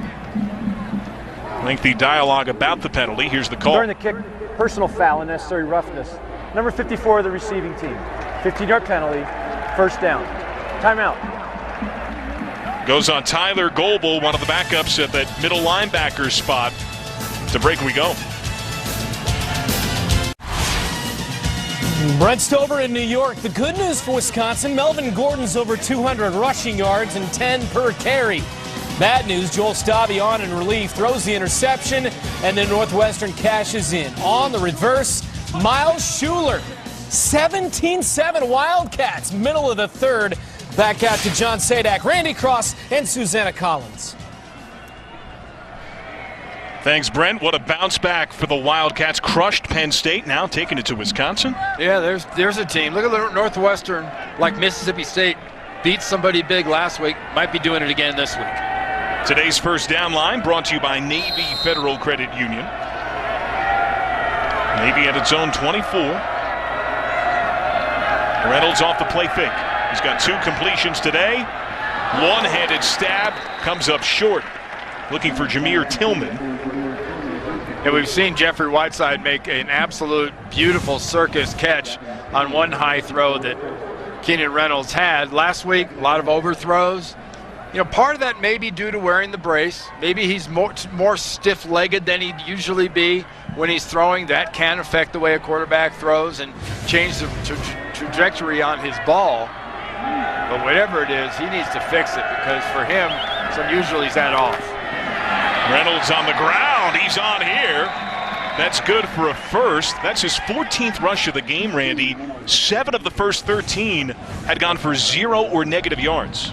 Watch the decision. Foot goes into the ground right there. Beautiful block in front of him. That takes out a few bodies. Might be something wrong with his throwing motion. Maybe he's not bending his knees enough throwing, but his running's fine. Dexter Walker finally able to tame Reynolds. Up the middle they go to about the 43-yard line, gain of 4. You can see where this ball is. It's just inside the left hash mark towards the middle of the field. And Navy's running game, when they're being effective, they don't get out of the hash marks. They're running and just pounding it at you right inside, especially with the strength and the size advantage they have over the front 7 of Air Force. Keep this pace up. Be methodical. It's what your offense is built to do. Let your offense do its thing.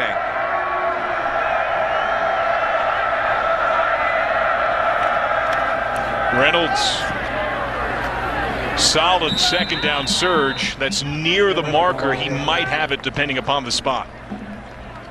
Yeah, Keenan Reynolds, 5'11", 195 pounds, not by any stretch of the imagination a big young man. Have you ever seen a guy that always goes forward?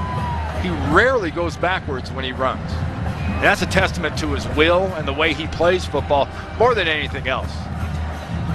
He took the loss to Western Kentucky personally. He apologized to the team. He told the media it was his worst game at Navy. Holds that same kind of accountability on the field. Off the play fake, Reynolds under duress. That's been the story of the day, and he's swarmed for a sack back at the 40. Weston Steelhammer, Connor Healy converged on the quarterback. And a smart move by Steelhammer and Healy as they converge. Remember in the first half, we had some people hitting Reynolds and whatnot and, taking a little push off. But you got to look down the field. Why was this so long in the pocket? What was going on downfield? Hold it right there. Where's he going to throw it? Not going to throw it there or there or there. On second down, loads up, under duress again, batted down. Gavin McHenry in coverage. He's done a solid job. Justin Deku had been the primary man at that spot. He was ejected for targeting against Reynolds in the first half. What you need here, if you're Air Force, you need to get Navy right back off the field. They've already had a good run, a couple of good hits. Get them off the field here, get your offense back on. For Keenan Reynolds and Navy, you need a miracle play. Because in your playbook, you don't have a whole lot of 3rd and 17s.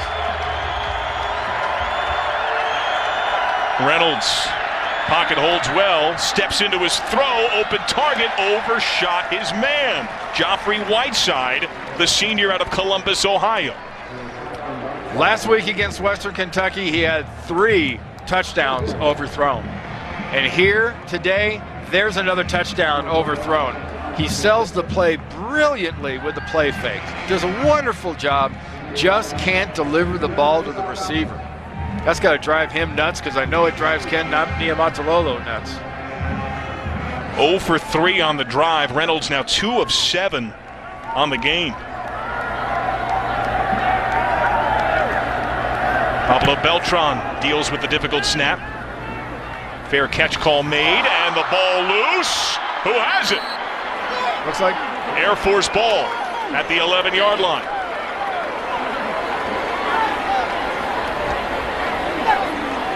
Pretty quick call from Bruce Williams, the back judge, 49-yard kick. That was almost a textbook job by Dudek and company for Navy to sit under the returner and poach there. If you drop it, I'm going to get it. Free football, one back by the Falcons. Brett Stover in New York, over on CBS. Bo Wallace, only 10 of 18, but hits Laquan Treadwell. 14-yard score. It's Bama 14, Ole Miss 10. Middle of the third, guys. Thank you, Brent. The last time Ole Miss took down Alabama, some guy named Eli Manning was the quarterback for the Rebs. And last time the Rebs were 4-0, a guy named Archie Manning was the quarterback for the Rebs. That's one of the few games today that's really delivered to the billing. We've seen one or the other team kind of lapse so far today, but man, it's good to see that one tight, and that one will go right down to the wire. Alabama's got to be careful with Ole Miss. They play really well in the fourth quarter. Spirited contest here in Colorado Springs. Pearson, the pitch. Garrett Brown, usual wide out on the carry, gets just beyond the 15. Worth noting, the fumble on the fair catch attempt by Jalen Robinette was recovered by John Lee. That was a huge recovery. Turnovers, the thing preached by both coaching staffs when we talked to them during the week. Navy's given it away twice. Air Force is yet to do that. Flag out, that's a first down run. And what's the laundry for? That's coming from the referee. Usually a holding call on the outside of the line. Legal shift. Not 11 shift. players got set on the offense. It's a 5-yard penalty. Wow. Second down. Just go back to some of the tempo Air Force has used. It's tempo, it's precision. As everybody stops shifting when the ball snapped. The top of the screen, receiver is not set. Great call by the referee. Got at least for a beat, have both feet and your body still. That backs the Falcons up to the 10. Second and 11. And the penalties piling up on Air Force. Pearson the pitch. No room. Only to about the 12 for Jacoby Owens. Boy, Johnson's having a heck of a game at linebacker. Whether he's catching it inside or pursuing it inside out, he's doing a really nice job with this option. He's not buying any of the quick reverses or the, any of the window dressings, whether it be formation or alignment. Third down here.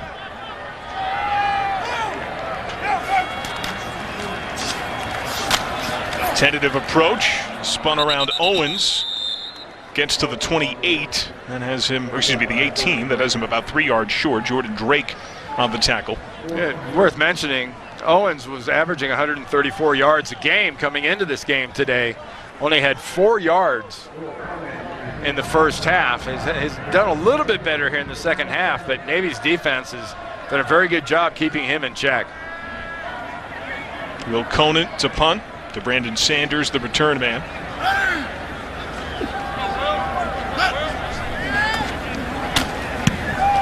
Clean kick. Fair catch call made. A whisper, but no contact. The only contact was by another Navy player.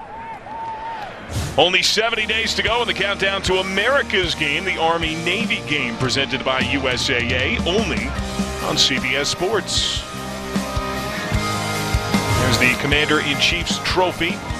Goes to the winner between Army, Air Force, Navy. Started back in 1972. We still have Air Force at Army, Army-Navy to come on CBS. Navy visited based on winning for the 9th time in 11 years back in April. Run up the middle, Noah Copeland. Chris Swain. Like we noted earlier in the show, 17 years in a row, the winner of this game has been the Commander-in-Chief winner. It's simple. There's 3 teams in the Service Academy world of football. Army's been behind the 8 ball for a while, but it's usually year in and year out. Air Force and Navy stand toe-to-toe and slug it out. Fumble. It is Navy football. But again, the ball put on the ground. Keenan Reynolds having some troubles. He was fumbling with that ball as he was trying to bring it up to his chest. Blaze Ryder, the center, a little bit of a short snap, but Keenan Reynolds has to ride with his center a lot more than that. He knows that center is getting away into a blocking scheme. They lost Tanner Fleming to an aggravation of an ankle ailment in the first half.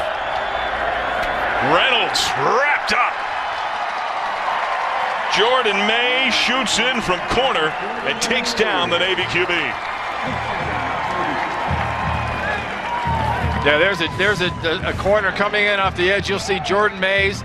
He's confident that he's going to do his job because the guy behind him is going to do his job. He comes in, makes the tackle. Not even necessary to find out who had the trailing back because Mays makes a beautiful job beautiful play coming across the line of scrimmage. Converted safety. You can still see some of that safety in him. Tackles like a safety. Robinette lets it fall, and Beltran's punt bounces into the end zone for a touchback. Former NFL Ironman London Fletcher joins Anita Marks, Brandon Tierney, and host Adam Shine as they get you ready for Sunday's action. That other pregame show tomorrow morning, 9 Eastern, only on CBS Sports Network, the 24-hour home of CBS Sports.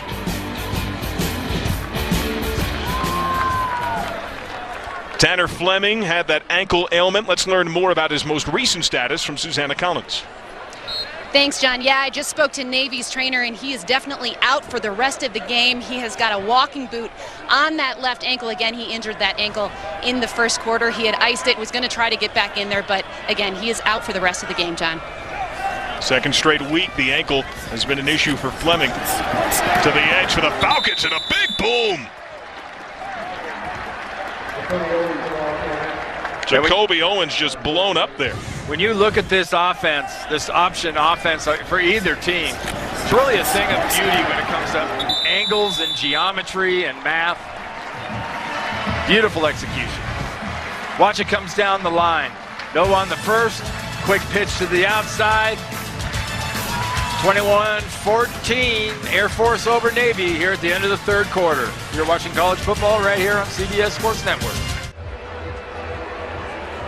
Welcome back to Colorado Springs, Falcon Stadium, 21-14. Air Force leads Navy, the first leg of the 2014 Commander-in-Chief's Trophy race. John Sadak, the College Football Hall of Famer, Randy Cross, so jealous of that hair. Susanna Collins down to the sidelines. Jealous of her hair, too? I'm jealous of everybody's hair. You got a dog, I'm probably jealous. Jacoby Owens on the run, and Owens gets beyond the sticks. Owens had single-digit rushing yards in the first half, had 10 carries for 50 yards in the third quarter alone. Yeah, you're not going to stop this Air Force running game, but Buddy Green and his defensive charges have done an excellent job of getting into the heads of the defensive coaches for offensive coaches of the Air Force. Today's First and 10 line brought to you by Golden Corral. Pearson. That's not exactly how you draw it up, but that's going to work. A swivel out of bounds. Jacoby Owens rode out a play by Daniel Gonzalez. improvisation by Cale Pearson. There's a play that'll make a coach take a deep breath. That's putting the ball in peril. Talk about just starting the fourth quarter, but remember, with these two offenses, 15 minutes in the fourth quarter, that can be 3 drives, 3 possessions. It's such a premium in every game for each of these teams, much less when they meet each other. And there you see the first down differential. Air Force had 4 in the first half. Try to grind it on the ground. DJ Johnson, not a whole lot. Will Anthony, who's had a huge game at the end position, stopped him. How many plays is that now as a TFL, a tackle for loss? Because it's been in the backfield. I think it's at least the 4th that I've noted for Anthony. Anthony has just been great for Buddy Green's defense, getting on their side of the line of scrimmage and making plays. Began the day leading Buddy Green's defensive line in tackles. Second down, Pearson zips it incomplete. 2 defenders surrounding the target. Alex Ludwig, who has a touchdown catch, and Daniel Gonzalez slow to get up.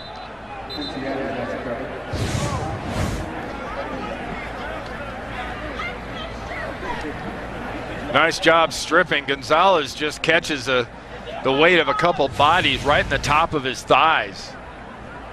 Flips him over the top. Lucky his feet weren't planted on the ground. It could have been a lot worse. Quincy Adams was in there with him.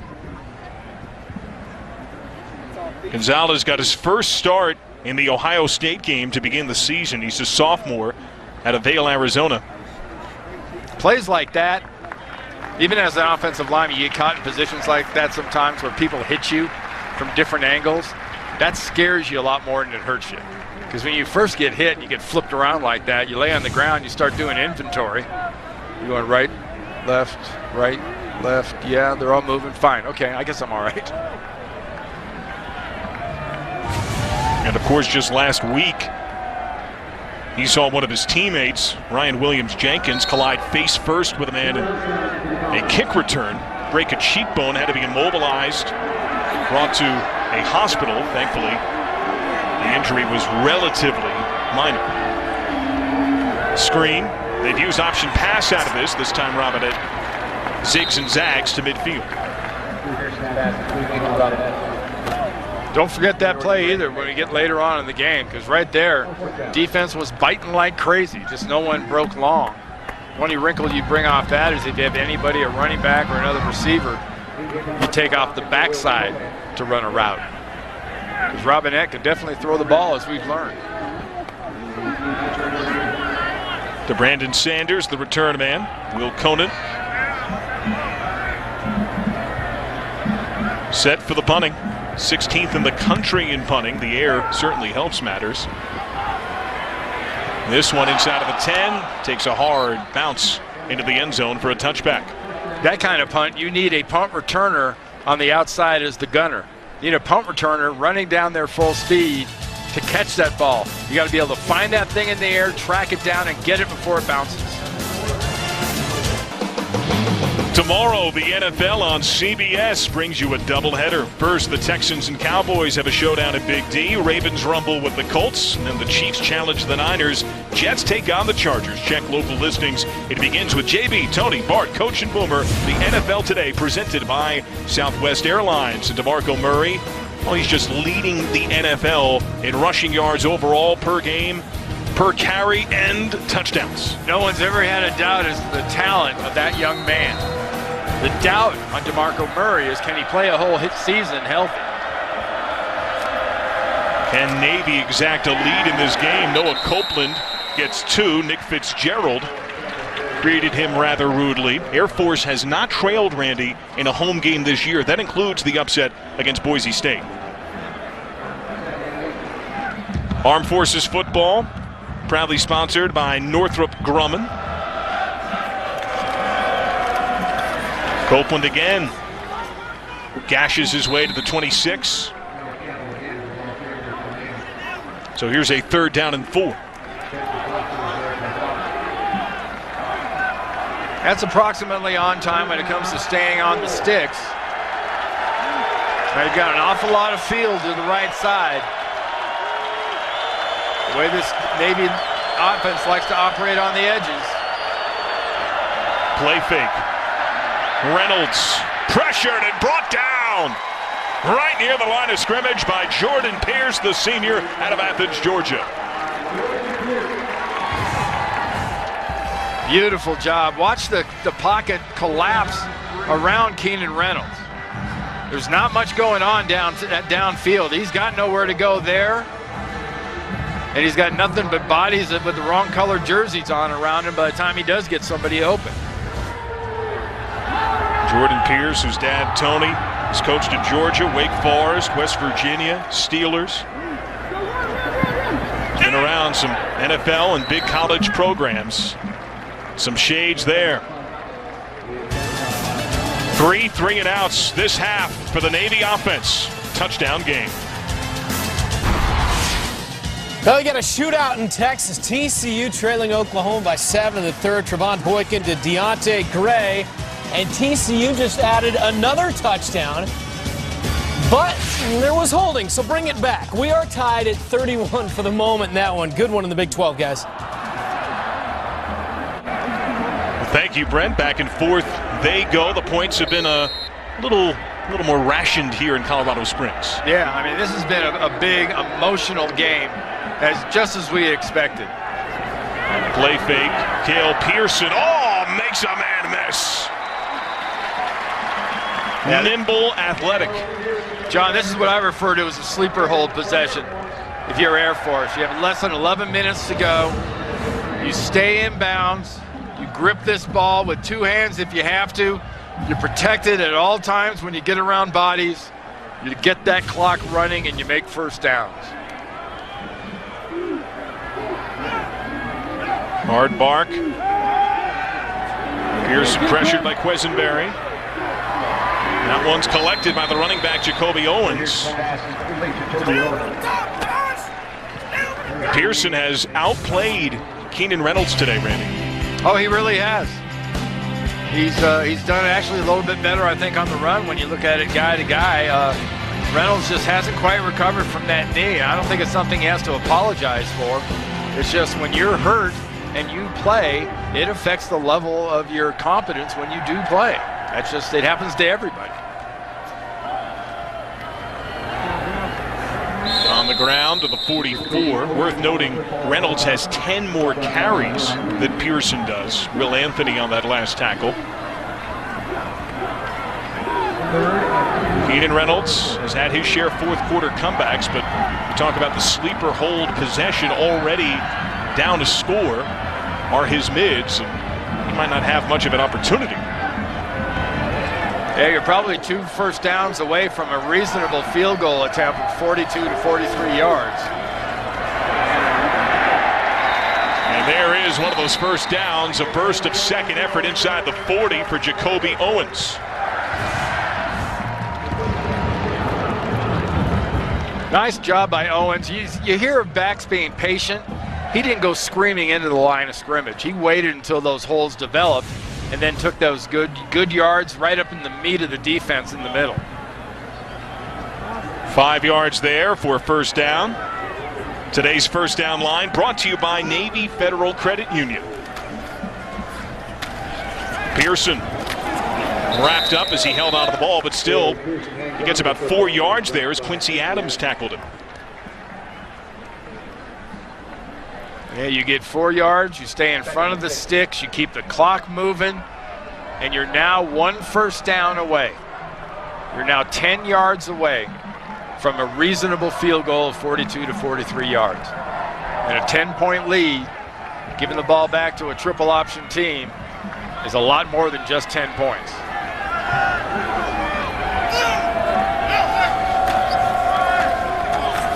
On the ground, Devin Rushing plunges to the 31. Worth noting, Will Conan has hit from as long as 50 4 times on his career, including this year against Wyoming. Well, you see the way they've been kicking off, the way they've been punting here. The ball carries like crazy up here at 6,000 feet. But he's also showed some pretty impressive accuracy. That's what will be at a premium He's got all the leg he needs. In fact, he can probably kick with his left foot. 3rd and 2. The pitch. Devin rushing. Just made it.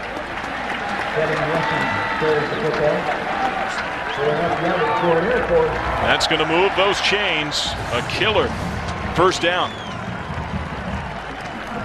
Move the change, just stop the clock, and the air doesn't go out of the balloon fast, but the air goes out of the balloon pretty good when you're running the ball like this, and everyone's making a concerted effort of staying in bounds, and you're getting a good bit of your yardage like Navy's done earlier in the game.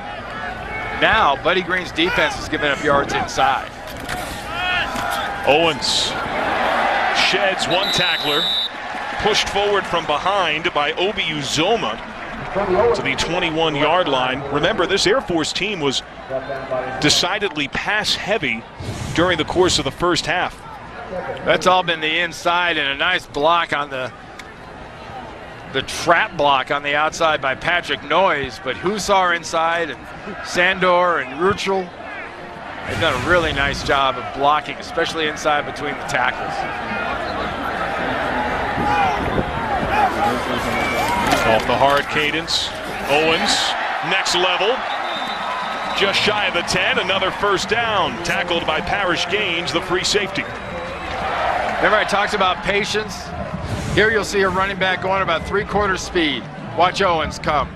The blocking is nice. He's not in a hurry. He hesitates, he stops, he goes.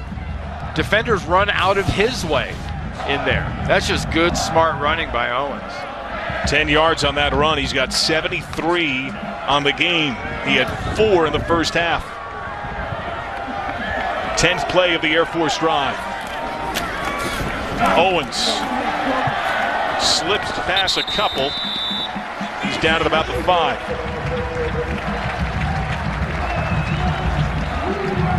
Tyler Goebel, who had picked up that penalty on special teams earlier, gets the linebacker hit.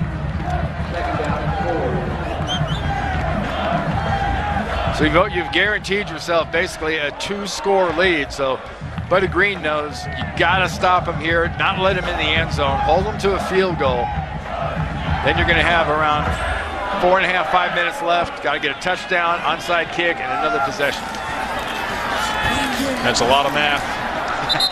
There's some lost yards. Owens taken down by the Rover Quazell Bertrand.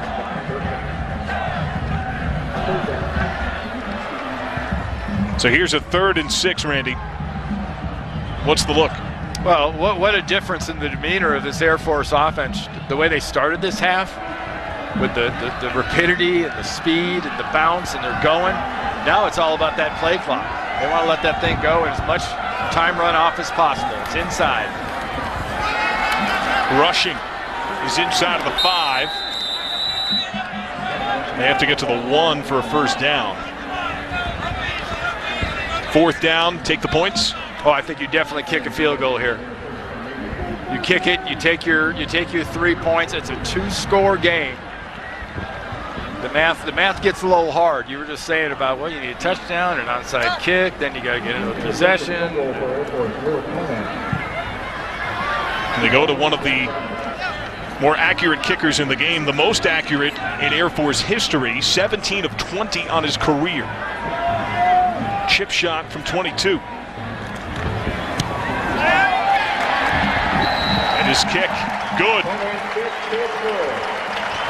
A 2-score Air Force lead. 24-14. Navy missed a field goal in the first half. Air Force converts in the second. And the Falcons flying high. The CIC on the line. They're trying to take it back.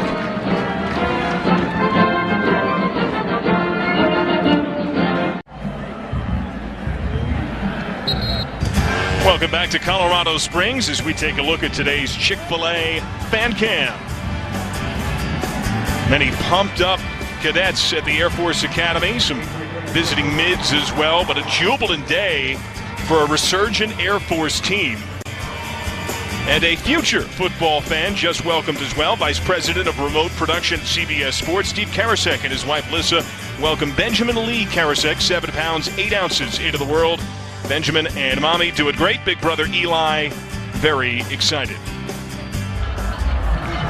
Air Force fresh off a scoring drive that chewed up 6.5 minutes. Randy Cross field goal has made it a 2-score game. Yeah, it puts Navy in a situation where they've got to mix more pass in. And they've got to burn. Don't feel bad. Burn up your timeouts. Can't save them. Can't take them home with you. To the end zone for a touchback. That's been a common refrain on the day.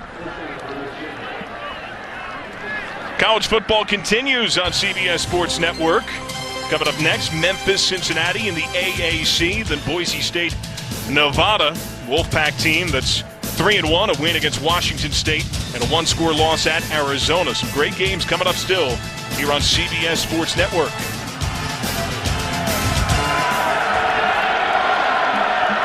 If I'm Air Force, I play zone here. I anticipate. I break on the ball.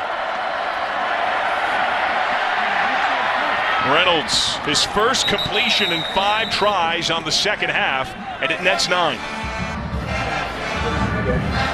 Trustworthy receiver in Dudek, a guy that really knows how to find a dead spot, an open spot in a zone. Doing some good work for his quarterback.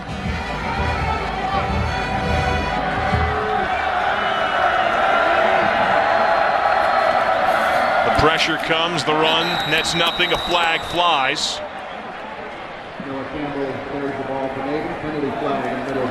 Ryan Watson took care of Noah Copeland. Holding. Number 63 offense. 10-yard penalty, second down. Goes on Blaze Ryder, who's filling in at the center position. Playing in the middle of your picture there, 63 the center. And they hit him with a flag, just to add insult to injury. Not just a metaphor there, literally struck with the flag. Keenan Reynolds has led 5 fourth-quarter comebacks in his Navy career, including at Air Force when he splashed for a debut 2 years ago when he finds Shamir Tillman, his most explosive wideout, helped out a play by Jordan Mays. Well, to Air Force's credit, they've really done a nice job limiting the amount of stuff that Keenan Reynolds could do with his passing game in the middle of the field. And frankly, Navy hasn't tried a whole lot of it either. The stuff with the slot backs and the receivers, bringing him in motion, bringing him up the hash marks of the field. We've seen a lot of that over the course of the last 3 or 4 games. Reynolds with the option run, twirls off contact, and the spot gives him forward progress for a first down.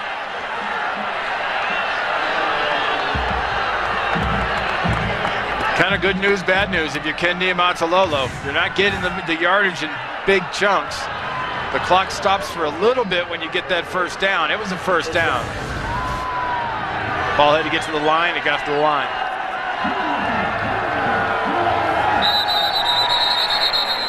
Whistle right at the snap.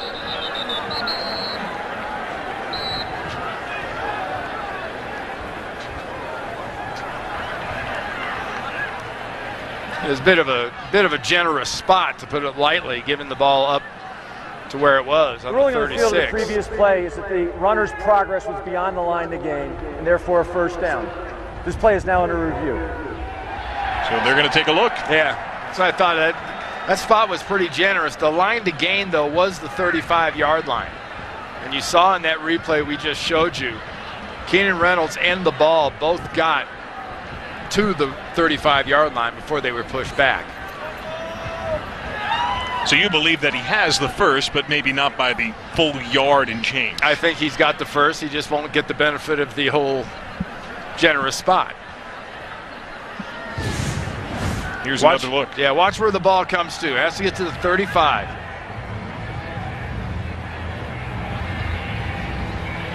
Ball's in his left hand or his right hand. Let's see that again.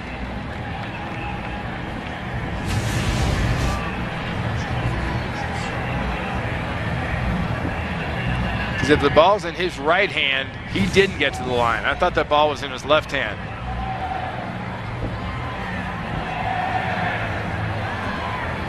Yeah, I don't think that ball got to the 35-yard line. I think it was just short of the 35.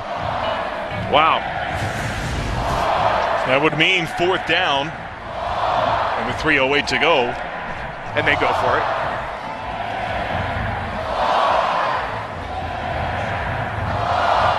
Ken Diamantalolo's squad, 2-3 on the year, trying to avoid a 3rd consecutive loss.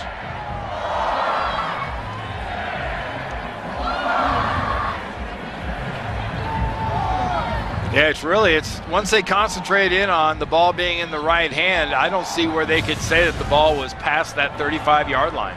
And I mean definitively they can't say it's past the 35-yard line. Looks like we have word. And first down, Navy. Your thoughts? Alrighty then, first down. I would say I vigorously disagree, but besides the point, it's first down. There's 3:08 left. Navy's down by 10. They need 2 scores. Got to start chunking it more now. Reynolds flushed again. The pressure, the duress, it's been constant. Well, they're only running 3 receivers out in routes. And the defense is doing a really nice job. Watch as the play develops. And then when you stop it, you'll see what he's looking at. Right about here. Now he's got to move. Now it doesn't matter. Good job. Nice defense. Reynolds running for his life. Felled at the 33. Keeping the ball, keeping the clock running here. Didn't get out of bounds. Ryan Watson with the contact. Steve Russ said they would be more aggressive this year defensively.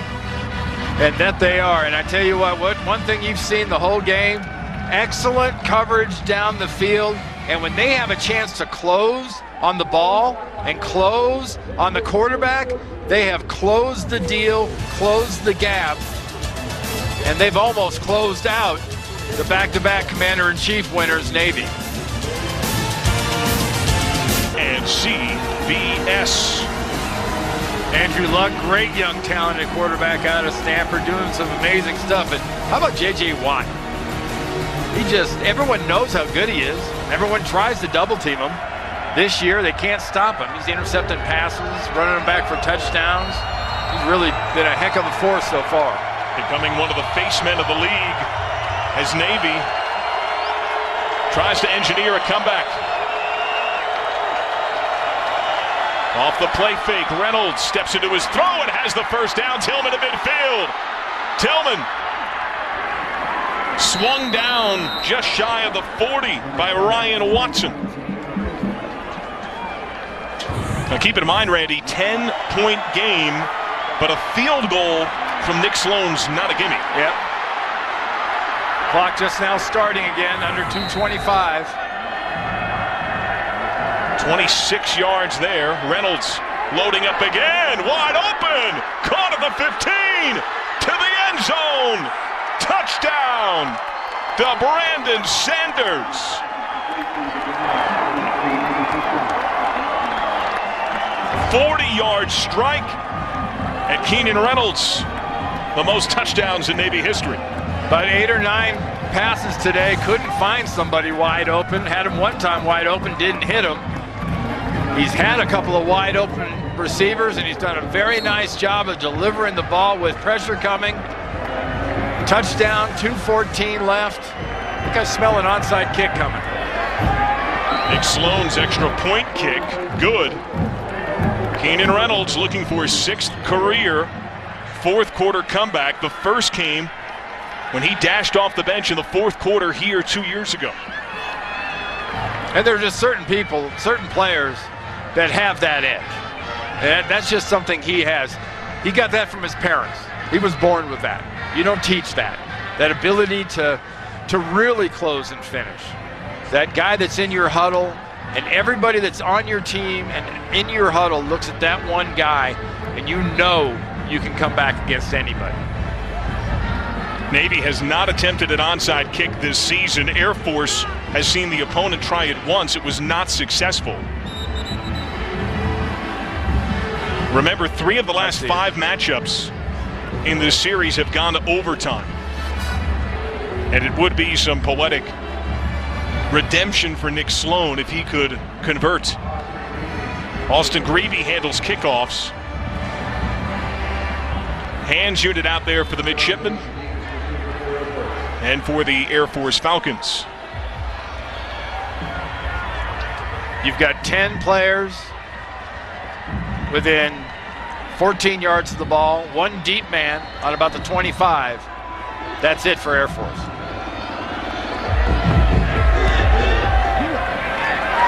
The ball bouncing, won by the Falcons. And Air Force gets the ball up a field goal with 2:13 to play. Let's take a look at today's Northrop Grumman aerial performance of the game. And we'll make that a double dipper. How about that? Ball to Robinette. Robinette down the field doing a heck of a job to Garrett Brown for his touchdown. Then you got Garrett Reynolds for his touchdown there just now. 3 passes, 2 touchdowns. And a big possession for Air Force. Navy's got 2 timeouts.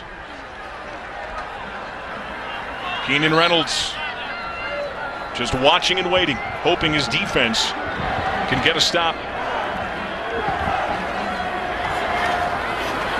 Pearson. What a gutsy run by the quarterback for a first down. Yeah, and this is just, you run this thing, you cover both hands on the ball.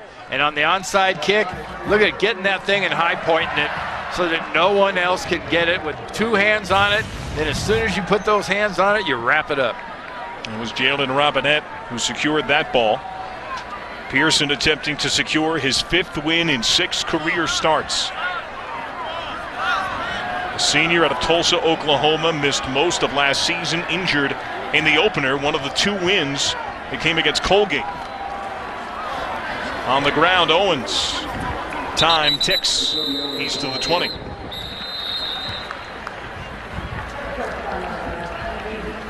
The Navy calls timeout here.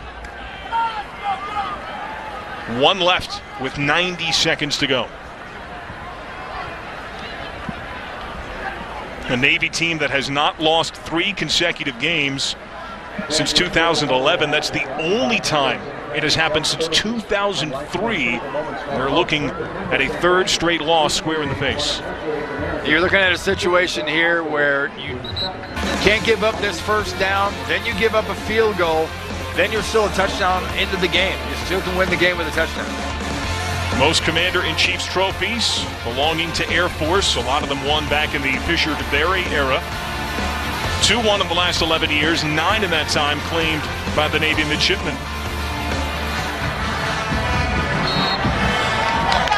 24-21. Pearson and company. Pearson taking the game in his own hands and nearly getting another first down. Jordan Drake on the tackle. Clock just keeps running. 3rd and 2. You get this 2 yards. The clock is going to stop briefly for the first down.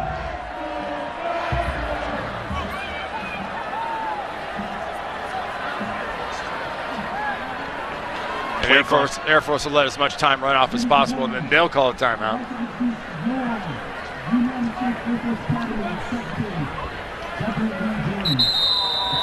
There's the timeout. Field goal difference, 44 seconds remaining. Navy, Air Force. These teams have met so many times through the years. The last victories for Air Force came in 2010 to 2011. Tim Jefferson had a 50-yard scamper, a 14-6 Air Force win in 2010.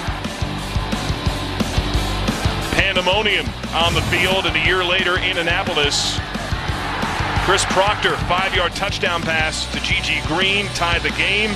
But Navy missed a point after touchdown thanks in part to an excessive celebration penalty. And Tim Jefferson from 1 yard out clinched the game in overtime. It's a field goal game, Randy Cross, and the 5th miss in 8 tries on the year by Nick Sloan, the difference. Between us getting ready to go into overtime. Actually, even if he'd well, I'll be nice.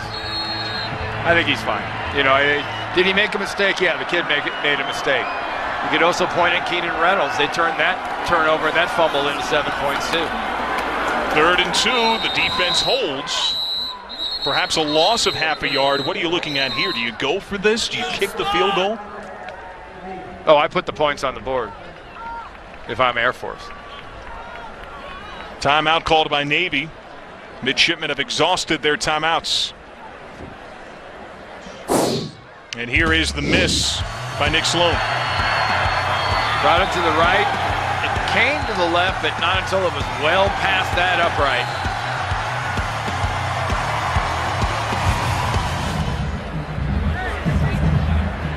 Eager for a chance to prove himself once more.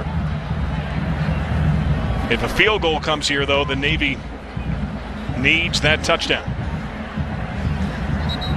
The one wrinkle, of course, if Navy were to find that pay dirt, granted with a minimal amount of time and no timeouts, then an extra point could mean a victory. But you talked about the team concept. Certainly the giveaways have been an issue. We profiled it earlier. That Reynolds had the fumble that they turned into a touchdown. He also had a interception in the end zone, in the red zone. So those are points you have to look at. So it was, by all means, it was not just the young man kicking. Keenan Reynolds gets a little bit of it. The offensive line gets a little bit of it because they didn't protect their quarterback very well today. Did a heck of a job run blocking, but protection wasn't there. They're going for it on 4th down. Pearson, end zone, touchdown! Garrett Brown, his 2nd touchdown catch of the game.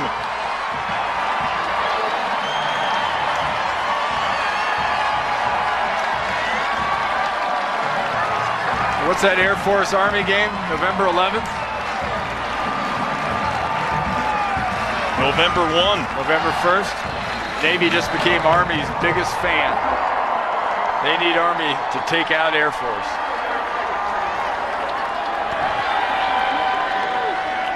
What do you think about going for it there?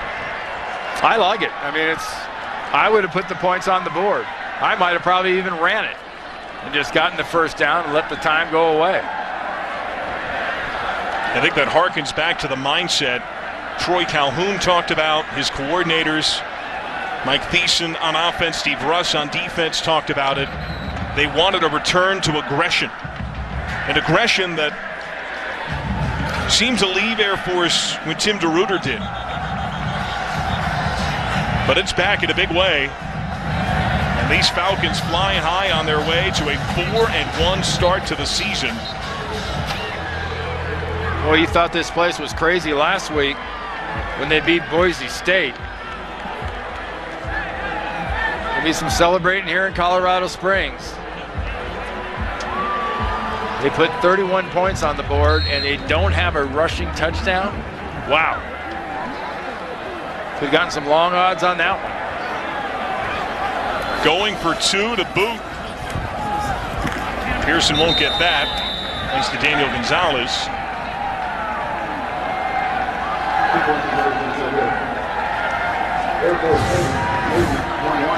Look at Garrett Brown here in the shadow, kind of giving it the, pay no attention to me, I'm just kind of hiding right here. What could I possibly do on this run?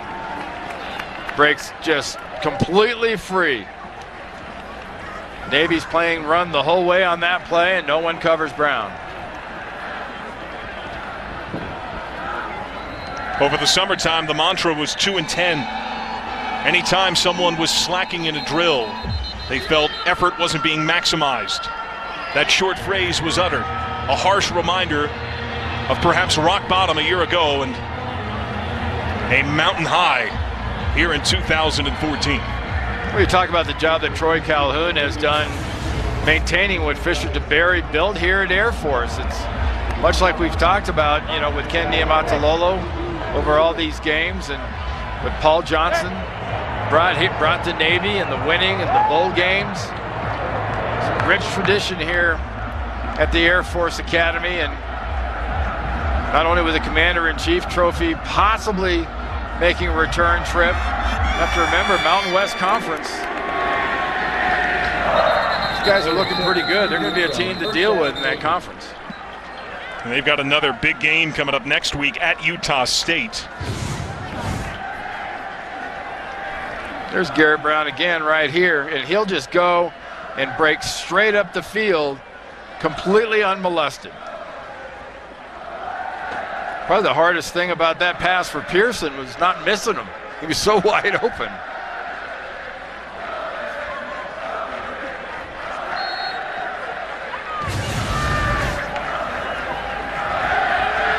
A jubilant Air Force sideline.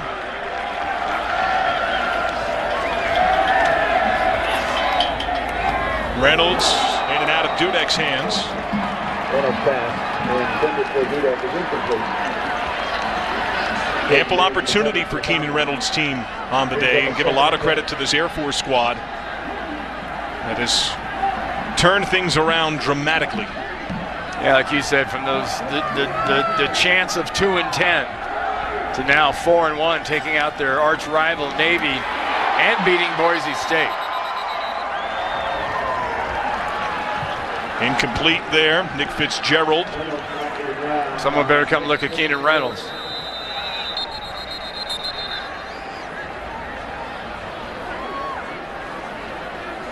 Looked like he took a helmet right on his throwing wrist on his right hand.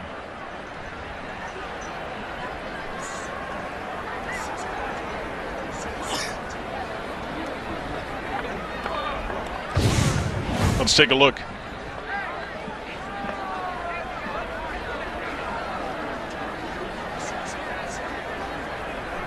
Yeah, he got a shot. Looked like it was like almost right up underneath the right elbow.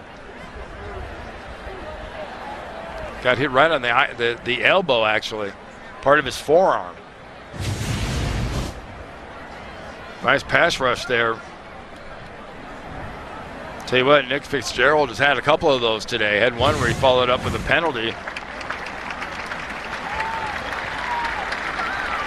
So that'll bring Tago Smith in at quarterback for these last couple of plays.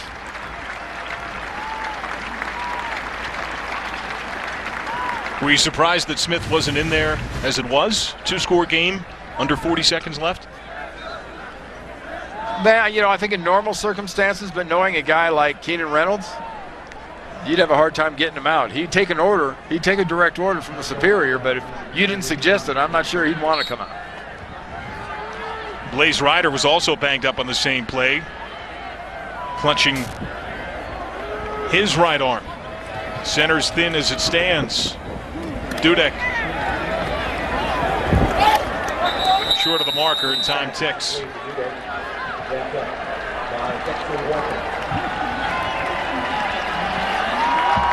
Keenan Reynolds absorbing some pain on that hit, and certainly on the scoreboard as well. Final play, Tillman swept under, and Air Force takes the first leg in this year's Commander-in-Chief's trophy race. The first win in 3 seasons for the Falcons against Navy, 30-21 the final.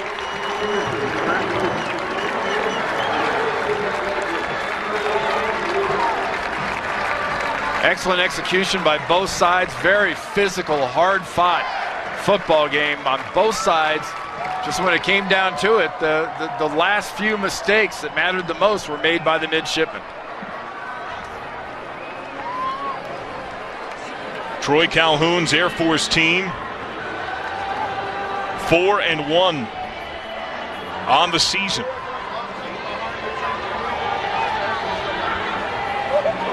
And as a show of respect for each of these service academies, we'll stay here on CBS Sports Network for each alma mater.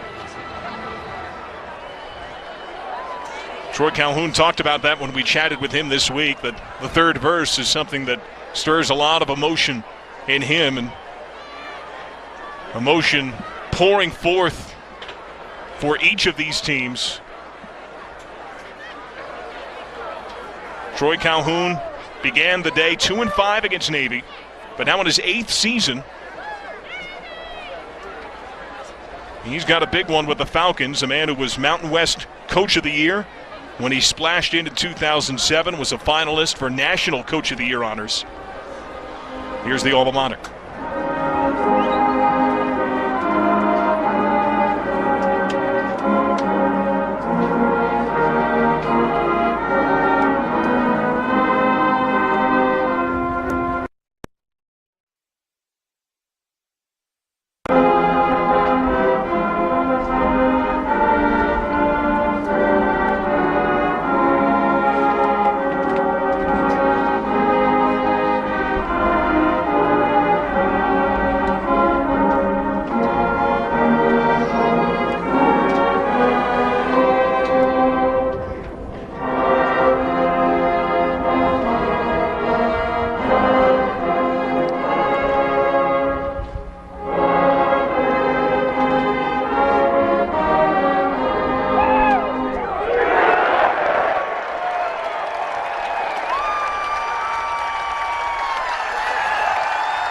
Navy alma mater wrapped up, and these Falcons fired up as they race across the field.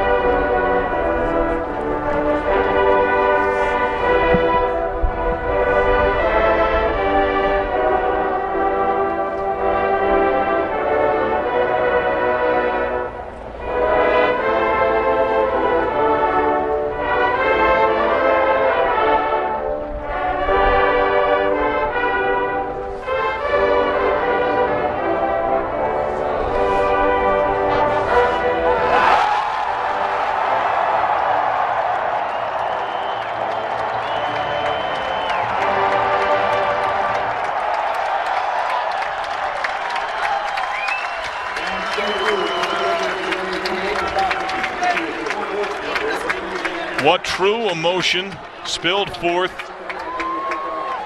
A lot of love and adoration for Air Force, and some difficult gripe for Navy. Navy team that's fallen to 2-4, while Air Force sits 4-1. Not only a player for the Commander-in-Chief's trophy, but with a splendid start to the year, could be a challenger in the Mountain West.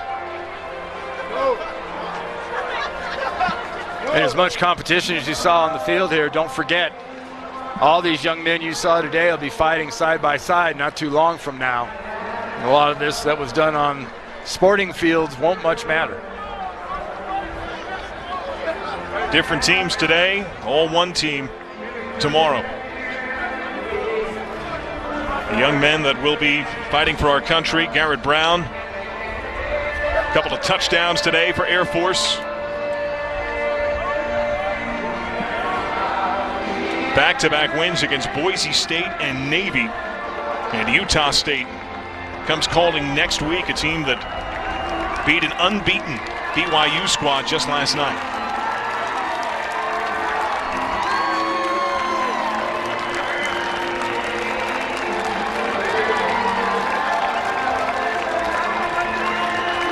Let's go down to the field. Susanna Collins with head coach Troy Calhoun. All right, Coach, 17 years in a row, the winner of this game has gone on to win the Commander-in-Chief's trophy. Knowing what is on the line here, how big was this win for you guys here today? Good quality win. I thought we played really, really hard all game long. This Navy did too. I thought both teams. You can see why we want these young men out there. They're going to fight for our country, and that's a credit to the Naval Academy also. Thanks so much, Coach. Congratulations. Thank you. A man that certainly gets it, the first Air Force graduate to coach at his alma mater. That wraps things up. Cale Pearson and company did their job. For Randy Cross, Susanna Collins, and our entire crew, this is John Sadak. This has been a presentation of CBS Sports Network, the 24-hour Stadium. AAC play, Memphis, Cincinnati. Dave Ryan, Corey Chavis, and Lauren Gardner have the call.